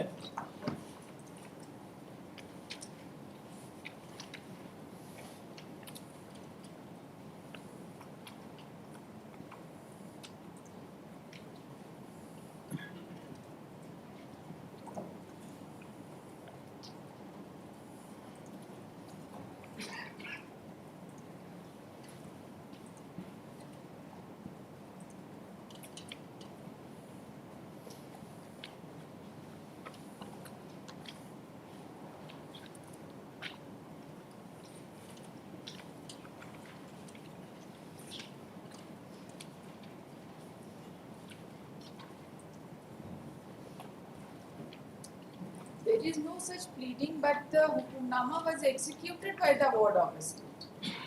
लीडिंग goes otherwise. तो आपका तो ward of state का तो आपने pleading ही नहीं लिया है. मीटिंग है Ward of estate का Paragraph pleading 5 है ही नहीं. आपका pleading है कि एक जमींदार ने execute किया.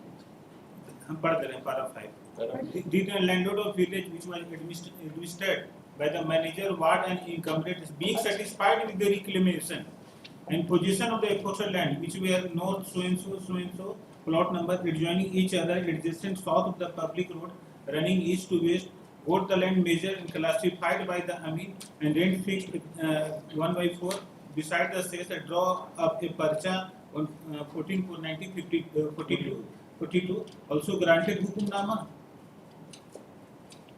स्पष्ट आगे बढ़ो। बोले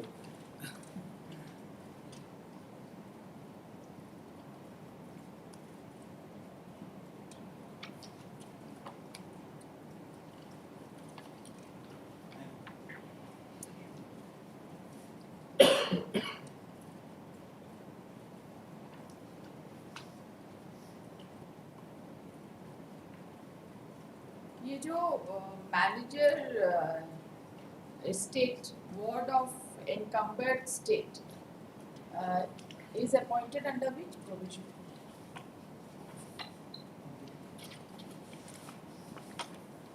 So Nagpur incumbent state act 1806 copy दिए हैं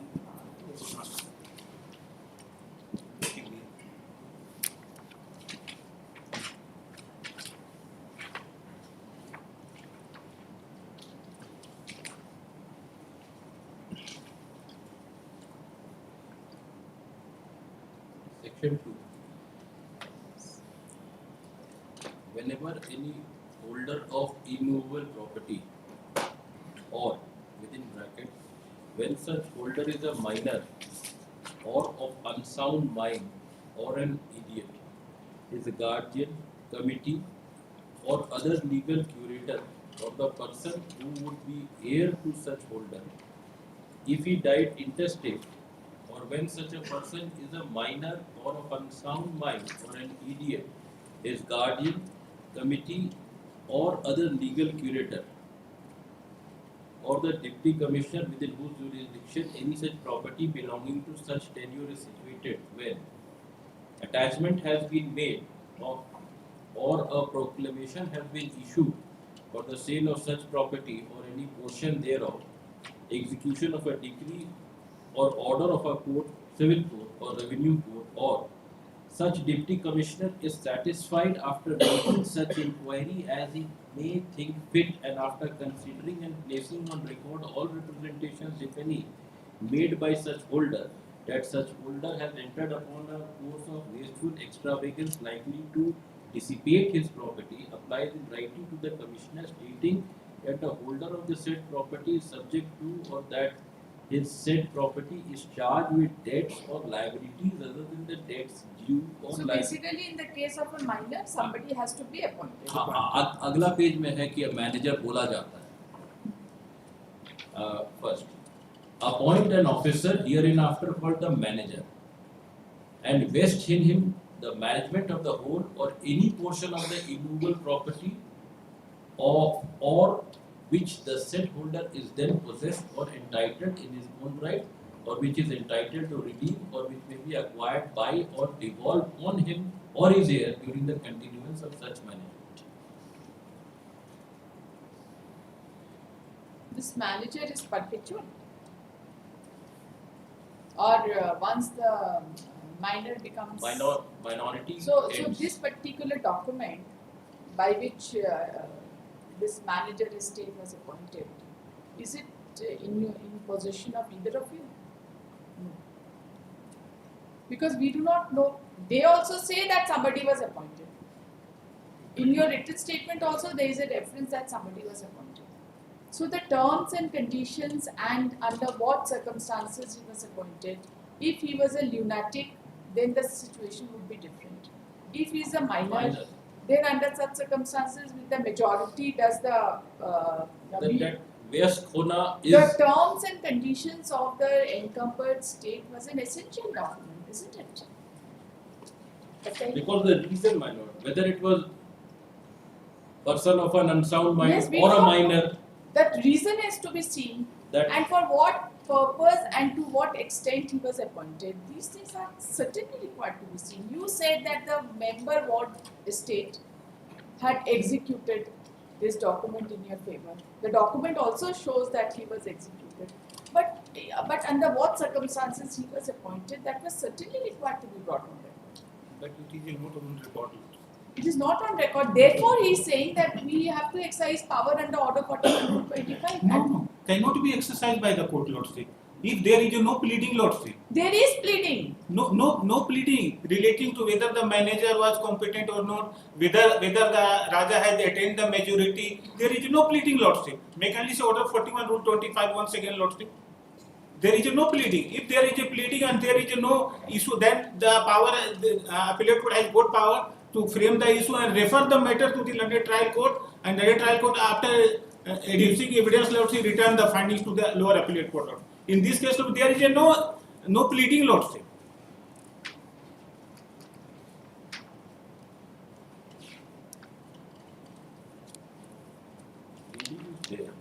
No, there is no pleading. Whether the Raja has attained the majority, when the Raja has attained the majority. On last occasion, this case was taken, he argued that whether the manager was competent to issue hukunnama or not, there is no pleading, Lordship. He has first time taken before the London First Appellate Court, Lordship. And it has come judgment of the London First Appellate Court, Lordship. He has taken this plea first time before the First Appellate Court.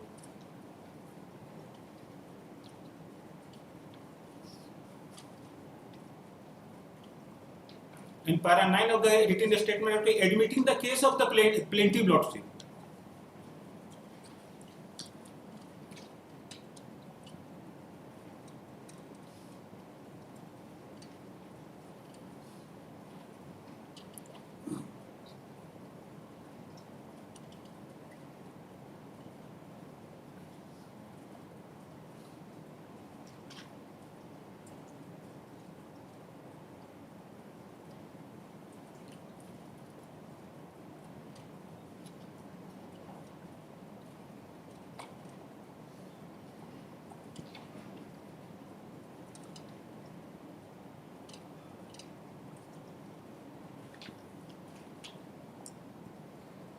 page 80 of the trial court judgment, that is a reference to exhibit 13, the हुकुमनामा, और उसमें बोल रहे हैं प्रतिवादीगण ने, the defendant there, state 80, page 80, internal page 13 of the trial court judgment, बीच में है वो प्रतिवादीगण ने प्रदर्श 1 एवं प्रदर्श 9 तथा प्रदर्श 13 को खंडित करने का कोई भी दस्तावेजी सबूत न्यायालय में दाखिल नहीं किया है, जिससे यह स्पष्ट हो सके कि वादीगण की ओर से दाखिल उपरोक्त दस्तावेज जाली एवं बनावटी हैं। केवल यह अभिकथित कह देने से कि वादीगण की ओर से दाखिल हुक्मनामा एवं केवाला जाली है सत्य नहीं होगा, जबकि उसे खंडित करने के लिए कोई सबूत प्रस्तुत ना किया जाए।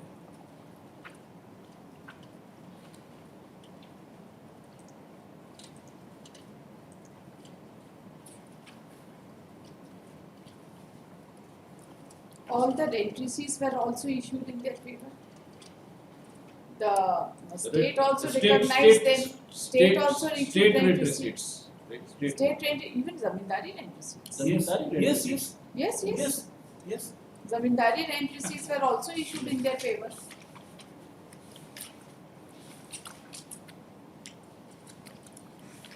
The exhibits only are Now, the exhibit 12 to 12C.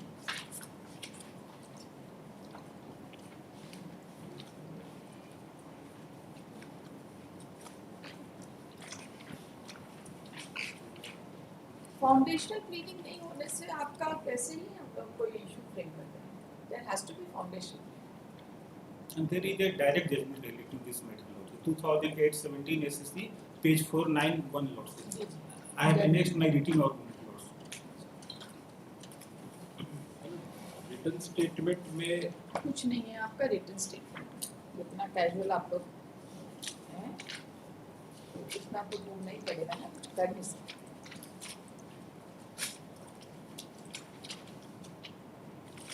Two 2008-17 SSC, page 491, paragraph. Paragraph 18.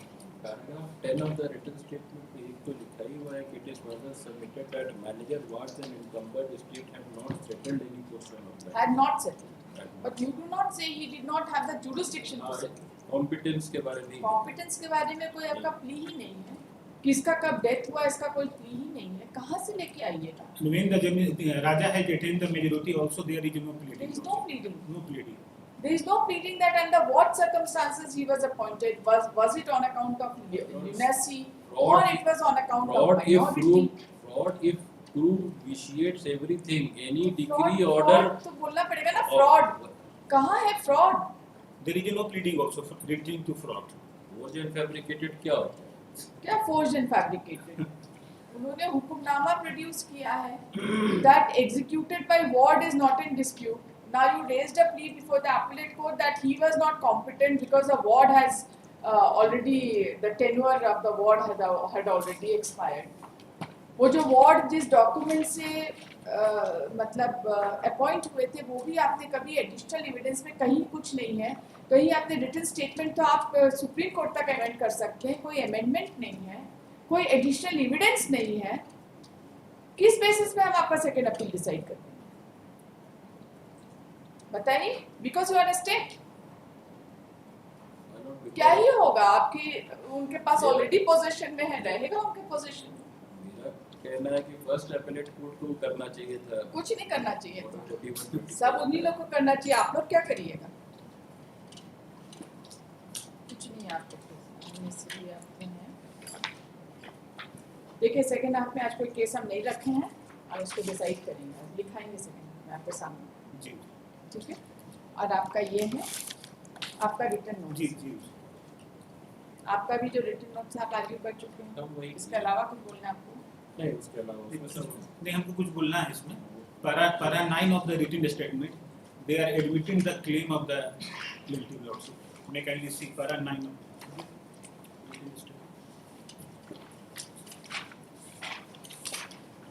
Adverse finding का एडवर्स पोजीशन का कोई फाइंडिंग नहीं है ना. नहीं, फाइंडिंग्स नहीं है. तो फिर कैसे आपका ये क्वेश्चन ऑफ लॉ आपके चलते ना फ्रेम हुआ है? वैसे भी इनकंसिस्टेंट है. वो हुक्मनामा से जिस चीज का डॉक्यूमेंट मांग रहे हैं और उसके बाद एडवर्स पोजीशन भी इनकंसिस्टेंट थी. कहाँ बताइए? Para 9 para 9 lots. May I read? पढ़िए भाई. दोनों चीज एक ही साथ क्लियर कर रहे हैं. एडवर्स पोजीशन के बेसिस पे टाइटल थोड़ी ना adverse position he is not relying upon. नहीं रिलाई कर रहे हैं ना. The main relief of the plaintiff is that it is not a public land lots. Para 9, may I read lots? हाँ. That the statement made in para 2 and 3 of the plaintiff is not correct, hereby denied. It is submitted that land being खाता number इतना, plot number so and so acre, plot number village so and so district was recorded jungle during the last survey set operation. In remarks column the set 31, it is stated इनको पढ़ेंगे. खाजा हाथा के अंदर जिस कदर काबिल आवाज जमीन है बेला इजाजत के बिना बेला इजाजत के मालिक के रैयत लोग आबाद कर सकते. इसमें परमिशन भी नहीं है. अगर जंगल झाड़ी है इसमें दिया हुआ है कि बिना इजाजत के भी जो अगर जो जंगल झाड़ी इसको साफ करके हम कृषि योग्य भूमि बना सकते हैं। बना सकते हैं हाँ। लेकिन बनाया नहीं अब बात गया कर सकते हैं। ठीक है, यहाँ से It's, prove it's a specific. The remark says that the land can be reclaimed. The remark means ऐसा that. क्वेश्चन ऑफ लॉ नहीं हाँ, लेकिन उसका नहीं। क्वेश्चन ऑफ लॉ से कोई नहीं, उससे हम नहीं है मतलब. नहीं जाएंगे उससे हम लोग को नहीं करना। आप आ जाएंगे सेकंड हाफ जी यू कम एक्सपेक्टेड नहीं नहीं.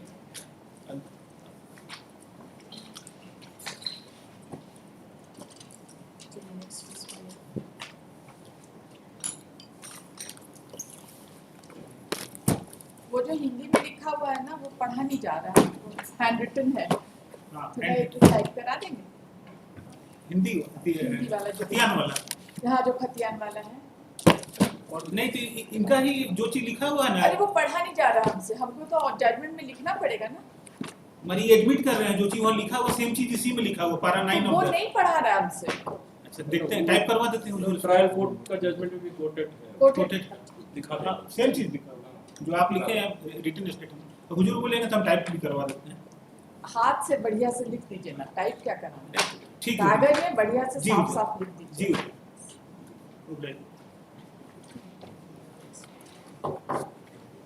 Item 3, second appeal 37 of 2021.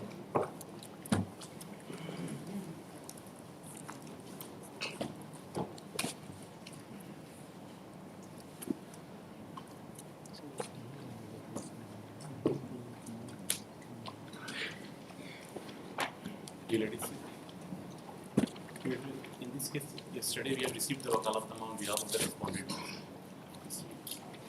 The last opinion lordship, the wakalatnama was said to have been validly accepted, but they have not appeared on that.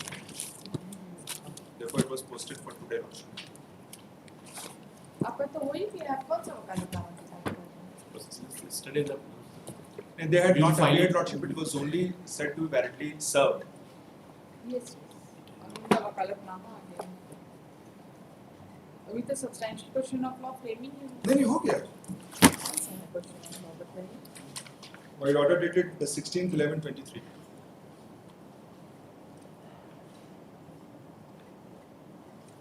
Already been admitted. Order number 7. हाँ, yes बताइए। But after going through this substantial question of law lordship, I'll also be giving some one or two another substantial question.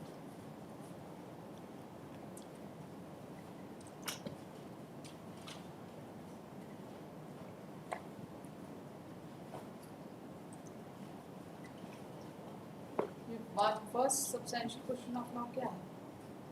Has recorded finding on the vital issues ignoring the settled principle of law. Yes, lordship. In this case, what is there? ये मतलब Yes. This certified copy, the same deed was already नहीं ऐसे admitted. तो कैसे पता चलेगा? That is what I am submitting. That is what I am submitting. Essay number 37 of 2021. The learned counsel for the parties are present. Counsel for the respondent submits that he has received wakalatnama and he undertakes to file the same during the course of the day. The learned counsel for the appellant has submitted that with regard to substantial question number 1 as framed by the order dated 6/11/2023, he may be permitted to clarify as to the settled principle of law which has been referred to in the state substantial question. Correct? Lordship.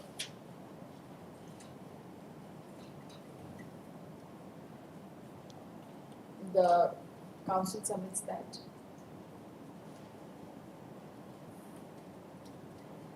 In order to avoid any vagueness in connection with substantial question of law, he may furnish additional substantial question of law for consideration or for reframing the substantial question as framed. How much time do you need? Advance में इनको भी देना पड़ेगा मुझे? I'll only be seeking 2 weeks, subject to their application. He prays for 2 weeks time.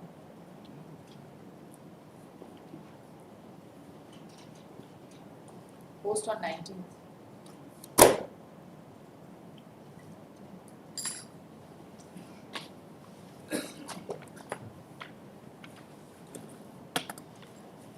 Item 4, First Appeal 25 of 2024.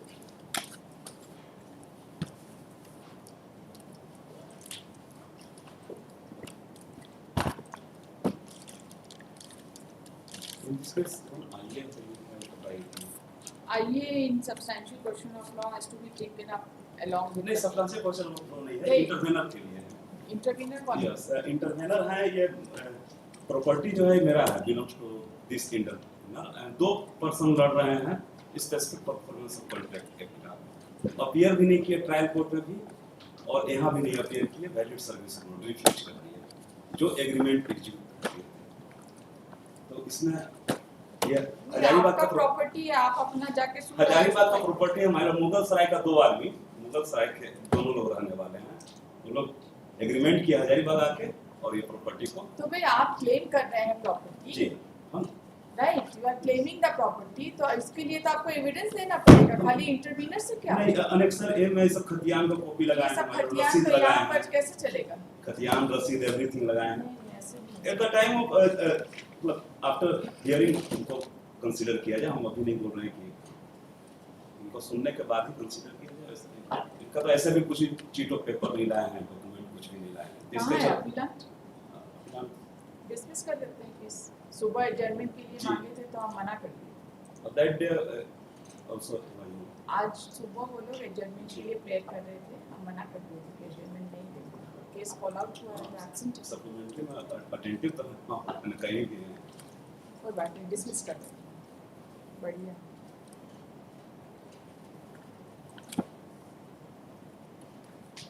देखिए first appeal number 25 of 2024.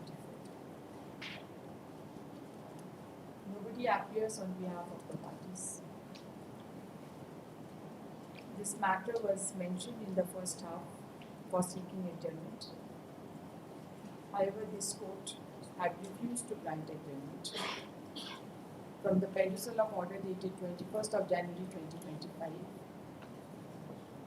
ये वाला नहीं मेंशन किया था, कोई और केस मेंशन किए थे, लेकिन इसमें भी तो है नो फर्दर एडजर्नमेंट हां ग्रांटेड, दैट यस ये दूसरा केस मेंशन किया था।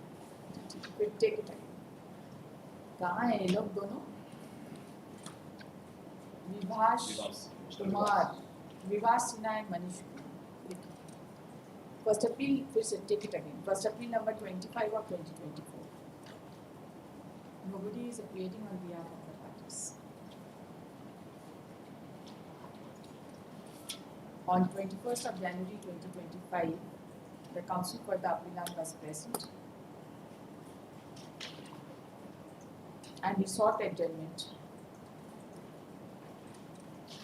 And at his request, the matter was posted today, that is on 5/2/2025 in the supplementary cause list, with a clear stipulation that no further adjournment will be granted at the instance of the appellant. Since the appellant is not appearing, since neither the appellant is appearing nor any advance notice has been circulated seeking adjournment, this appeal is dismissed for non-prosecution. I am closed.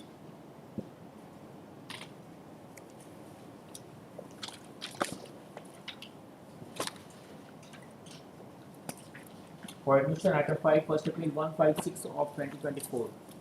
Leadership will allow the junior to argue this is a new entrant. I'll be assisting you. So yes, what's your name? Arpit Khandelwal.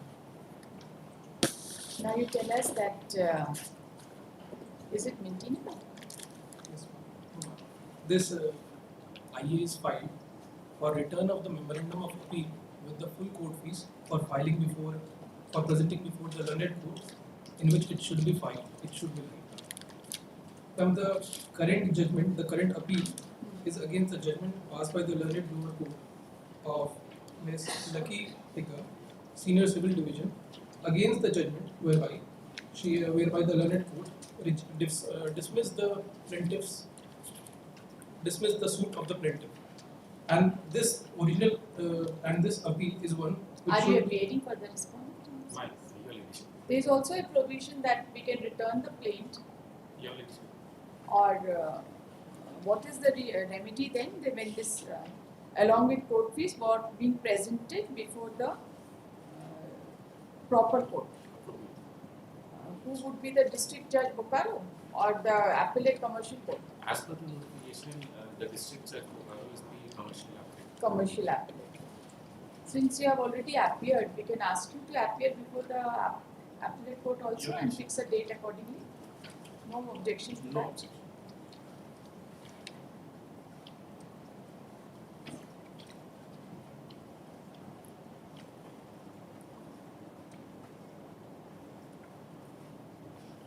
What have you said in para C? Fix a date for appearance of the parties in the court in which the appeal is proposed to be presented and give to the There is a typography. क्या होना चाहिए? Give to the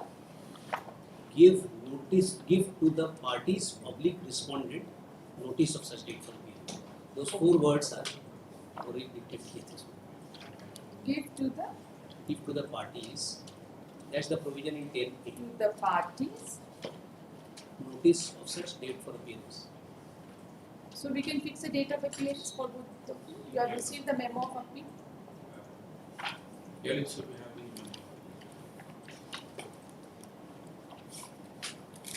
देखिए And FA in number addition, it is not that the principal district judge is having the power to commercial. So in addition, may simply say to the commercial appellate court at Bokaro as notified.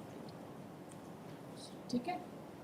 I'm given to understand that it is always it is the district judge number 3 in all the courts who have been assigned. Whosoever may be the person. Therefore, Listen to the order carefully, right? FA number 156 of 2024. आपका appearance लिखें. Pani Neeraj Rai along with Mr. Arpit Khandelwal. Arpit Khandelwal appears on behalf of the appellant, the learned counsel for the sole respondent. You are for the sole respondent or the respondent? Your the respondents.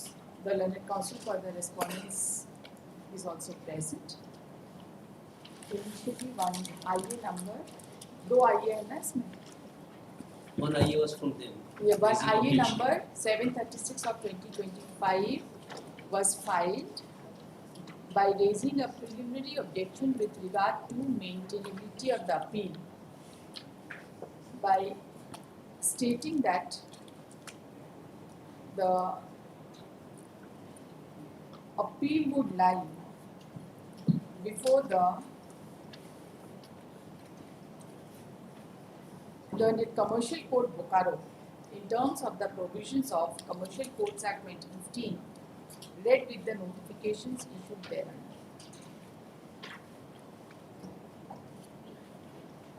It has been asserted that the judgment and decree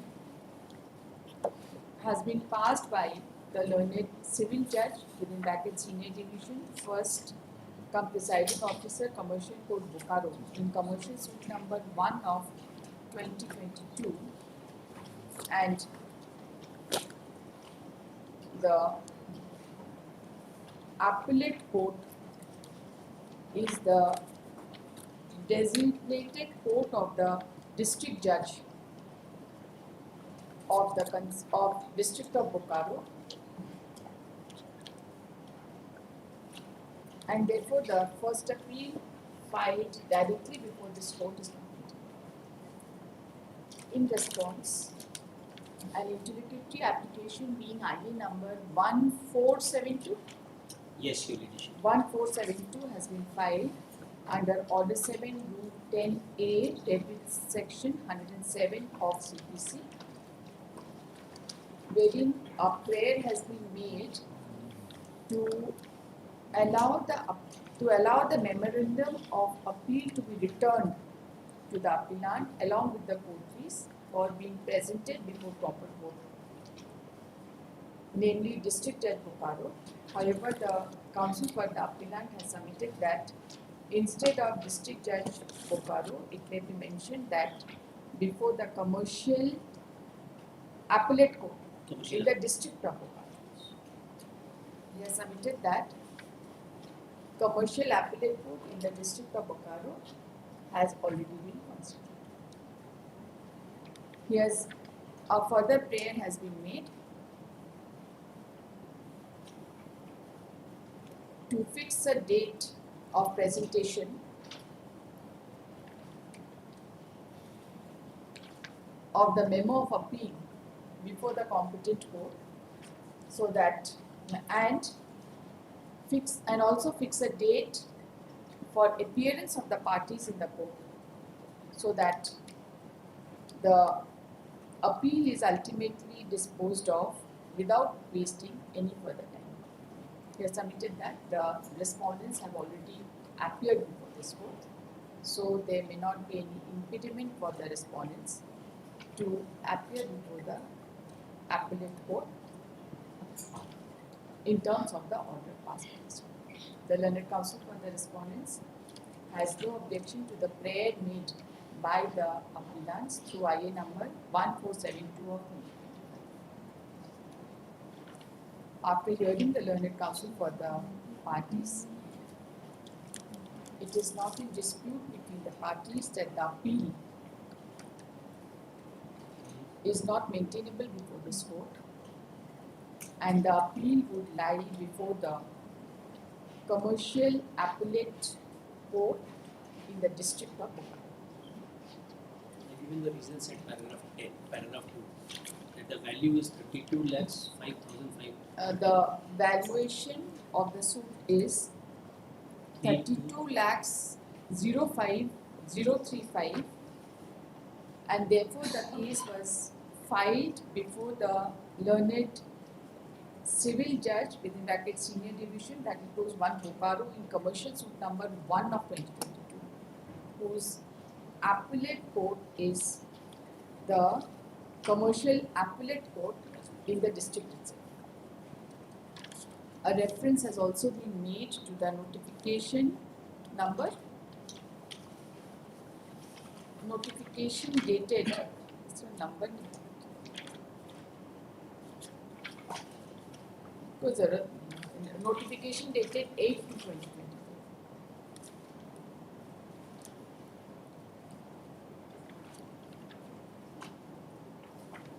In view of the aforesaid submissions, the office is directed to return the memo of appeal along with court fees to the learned counsel for the appellant.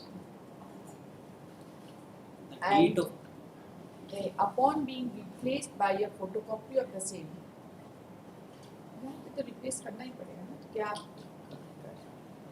एक photocopy record के लिए तो रखना चाहिए. Upon being, however, a photocopy of the memo of appeal and other pleadings filed in this a memo of appeal and the enclosures be retained by the office. Yes. The appellant is at liberty to present the plaint before the appellate court in the district of Bokaro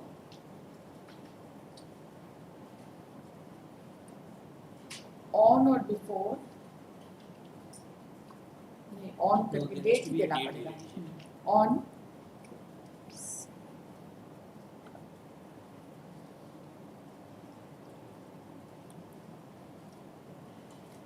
3rd of March and ठीक है on 4th of March, and the respondent shall also enter appearance before the appellate court. Upon their appearance, the concerned appellate court is directed to do the needful and proceed in accordance with it. That's it. In addition, observe that parties are being put to the notice of this date.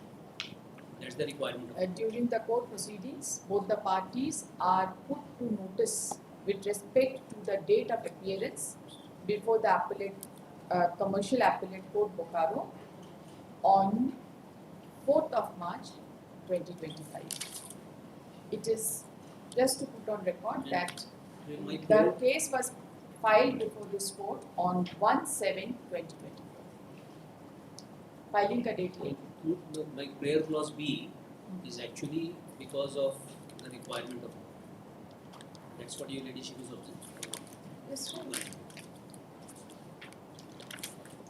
What is a prayer clause? Clause B, prayer clause B of this IE. Yes, yes. B. Endorse Fix there. a date. That's right. And no, that's C. Small b. Endorse there on the date of its presentation, return, and the name of party presenting it, and a brief statement of reasons for returning it. Your ladyship has already observed the brief reasons. Yes. These are the two technical requirements: the date of presentation and return. The date on which this appeal was presented here, Yes. and the date on which return will be made. That the court will be directed to, that the office should be directed to endorse. They already have that set procedure. Your ladyship, I know. They do इसमें that. क्या है? Presentation का date तो है इसमें. हाँ, presentation का date और रिटर्न का डेट वो लिख करके फॉर्मेट में देते हैं साथ. Yes, the date of filing of this appeal, as recorded in the order sheet, is 1/7/2024. Both the IAs are closed. IA number 1472 of 2025 is disposed of in the aforesaid terms. Is allowed, and IA number 736 of 2025. No further order need be passed on IA number 736 of 2025 in view of the fact that this appeal is not maintainable. कुछ अब क्या करें इसका?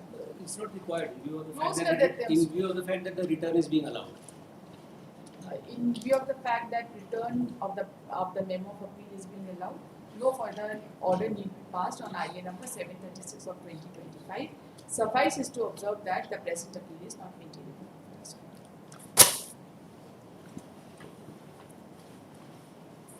You see, at some places, instead of memorandum of appeal, plaint has been mentioned. हाँ नहीं वो हम देते हैं. I understand.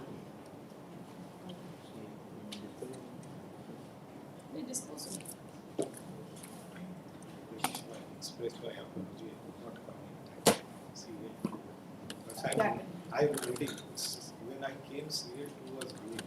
I went and within 15 minutes. कितना आपके चेम्बर में कितने लोग हैं? How many juniors do you have? You need more? Hire more. One was expected. जितना कोर्ट है सब में एक आदमी तो रहना ही चाहिए. I am ready. Where is the respondent? Call the respondent. ये respondent तो नहीं है तो intervener The respondent has not appeared as well. Oh. And it was found to be sufficient as per the last one. Item 4, first April 25, 24.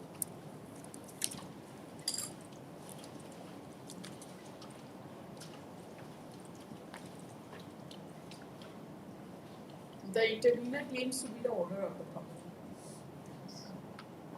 What is your case? Their intervention application is required to be decided. If it is decided in their favor, they will have right to audience. And if that is not, If we dismiss it, intervention need not be allowed. yes. That is what he has said. Yes. So during the course of argument, we will take a call as to whether the I think it intervener will is to be not allowed. be, because pending, if it is dismissed, keeping it pending, because that will not. No, I close it. ऐसा कोई भी आइए यहाँ हम pending नहीं रखते हैं. सब आइए क्लोज कर देते हैं and say that Whether since they will press it or not press it, because once, if the court finds, I will say that since if the court is not allowed to allow your appeal, then under such circumstances, we will say that since the appeal is being dismissed, we are not allowing the intervention. but their ground of objection is altogether different with respect of ownership. And if that is there, section इसीलिए 17 तो- of the specific. इसीलिए तो नहीं करना चाहते हैं क्योंकि फिर उनका एविडेंस भी लेना पड़ेगा. Not interested. But I say that is not maintainable. This is my case. First, let it be closed and then my argument. I am ready for that. But first, their intervention application itself is not maintainable. That I am saying. We'll see that. We'll see that you argue the case on that.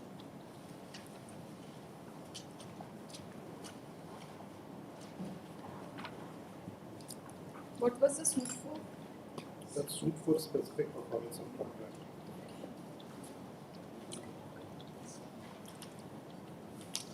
Since the defendant has not appeared, even before the trial court, there is no defense There is an agreement on record. May I read page 16 onwards? 6, 8 to 7 pages, 10 pages. Plate. Yes, may.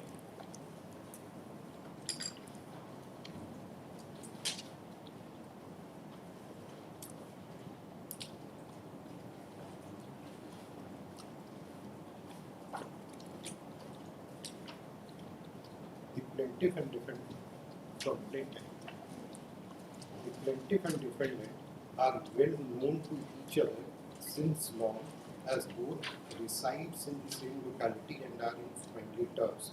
That the defendant several times came to the resident of the plaintiff and disclosed that he owned and possessed his ancestral land situated at village Sirka, place Hajariwat, plot number 146, district Hajariwat, under Khata number 6 as per his share. That the defendant further disclosed that the lands of Khata number 6, total area 8.52 acres of village Sirka, place Hajariwat, stamps recorded in the name of H.A.E.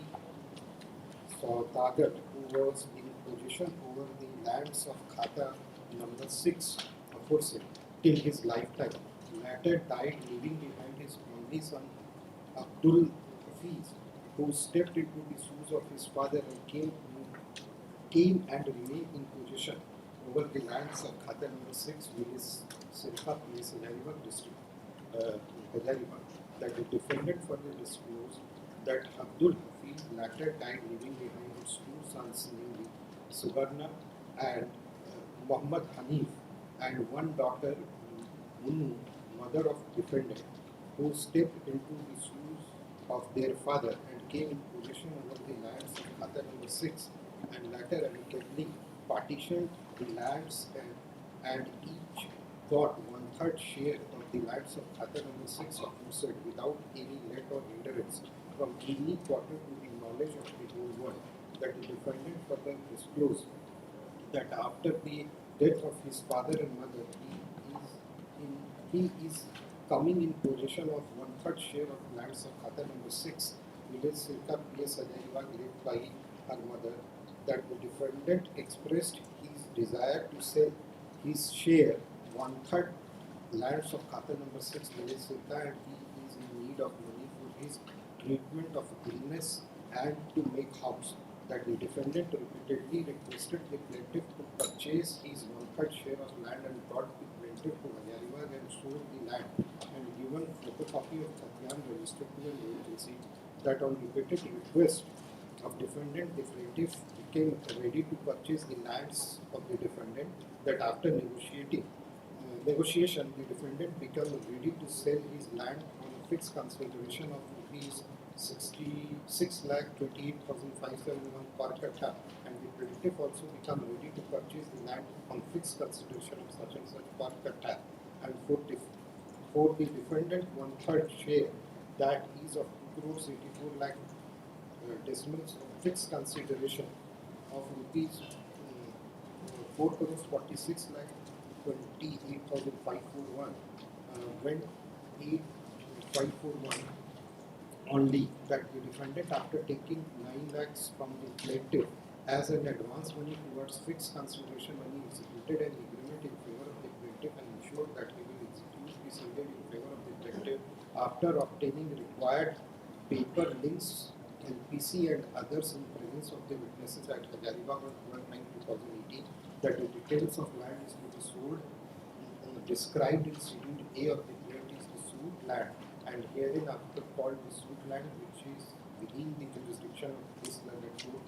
That after execution of agreement, the plaintiff several times requested the defendant to receive the balance consideration money and execute same deed in his favor. The defendant deferred the matter on the plea that after getting the required papers like LPC certificate, etc., he will execute the sale deed.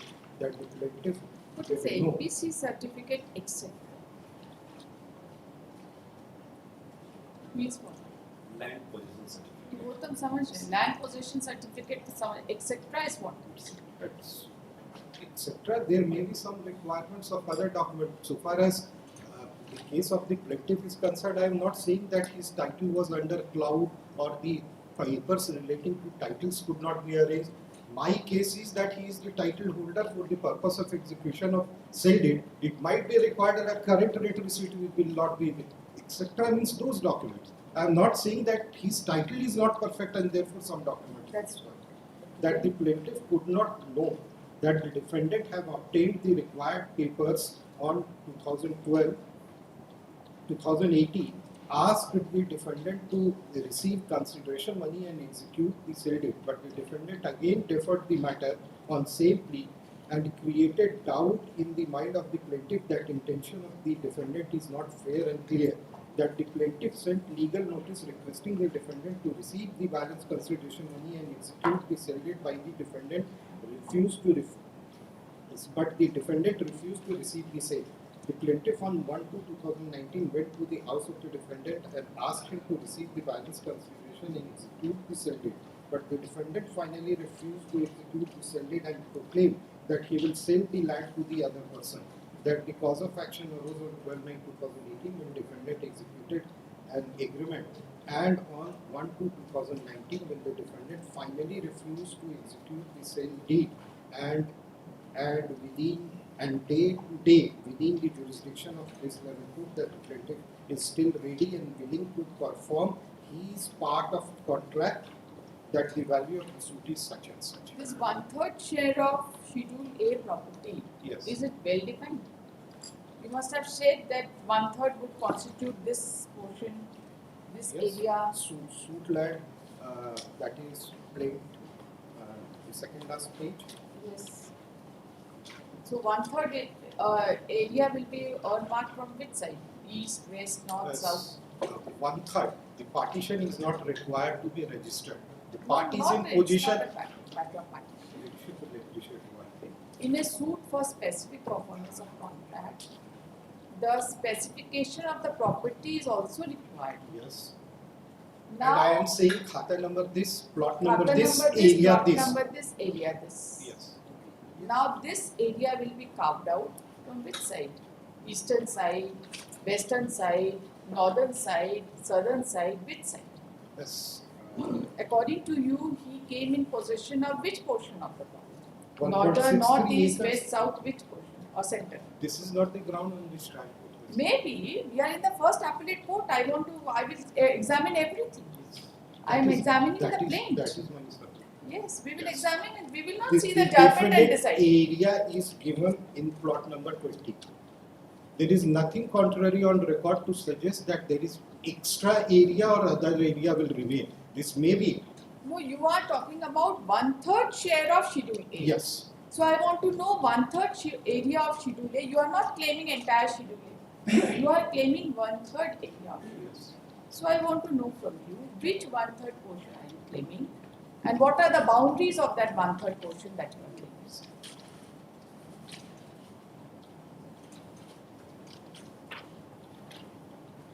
The agreement also contains the same schedule. Plot number.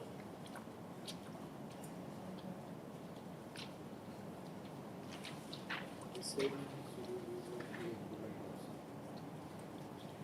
also. Yes, kindly come to the bottom portion of that. Plot number 20, area is 1.63 decimal. These are the total areas mentioned there, out of which I claim 2.84. So it is the code to carve out. No. Yes, kindly. Court will carve out in a case of specific Yes, performance because of I- contract. Yes, because he is entitled to share 1/3, and 1/3 share he is selling. Now 1/3 which portion? That means a joint property can never be sold unless and until it is partitioned on pen and paper. My case as per agreement is that this is the total area. Where is the agreement? The agreement, yes, it will be there. Agreement is exhibit. There was an intervention before the trial court also. Trial court also rejected. They came before High Court while pendency of this suit was dismissed. Exhibit 1.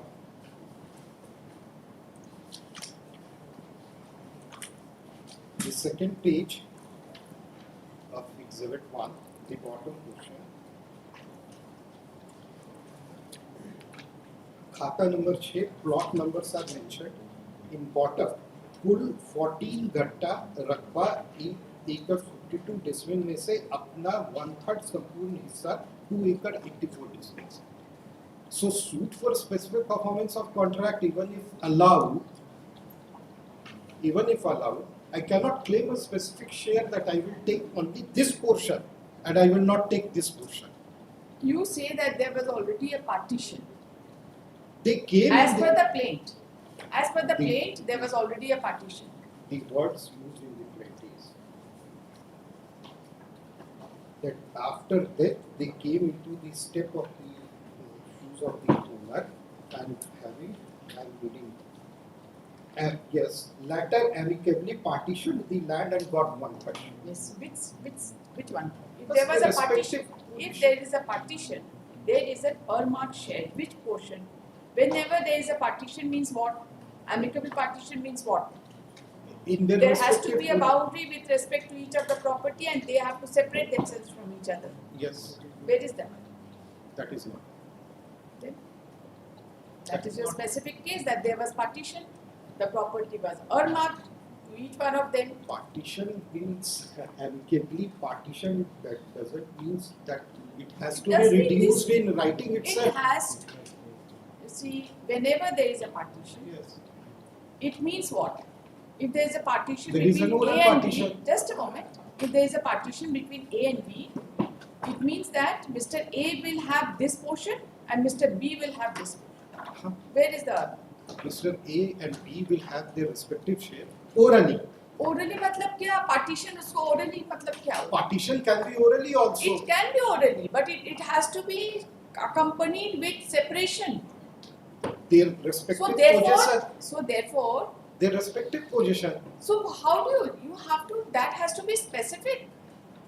That you are seeking specific performance with this portion of the property. I say 1/3 No. share of the total ownership. ऐसे नहीं होगा. इस तरह का specific performance नहीं हो सकता.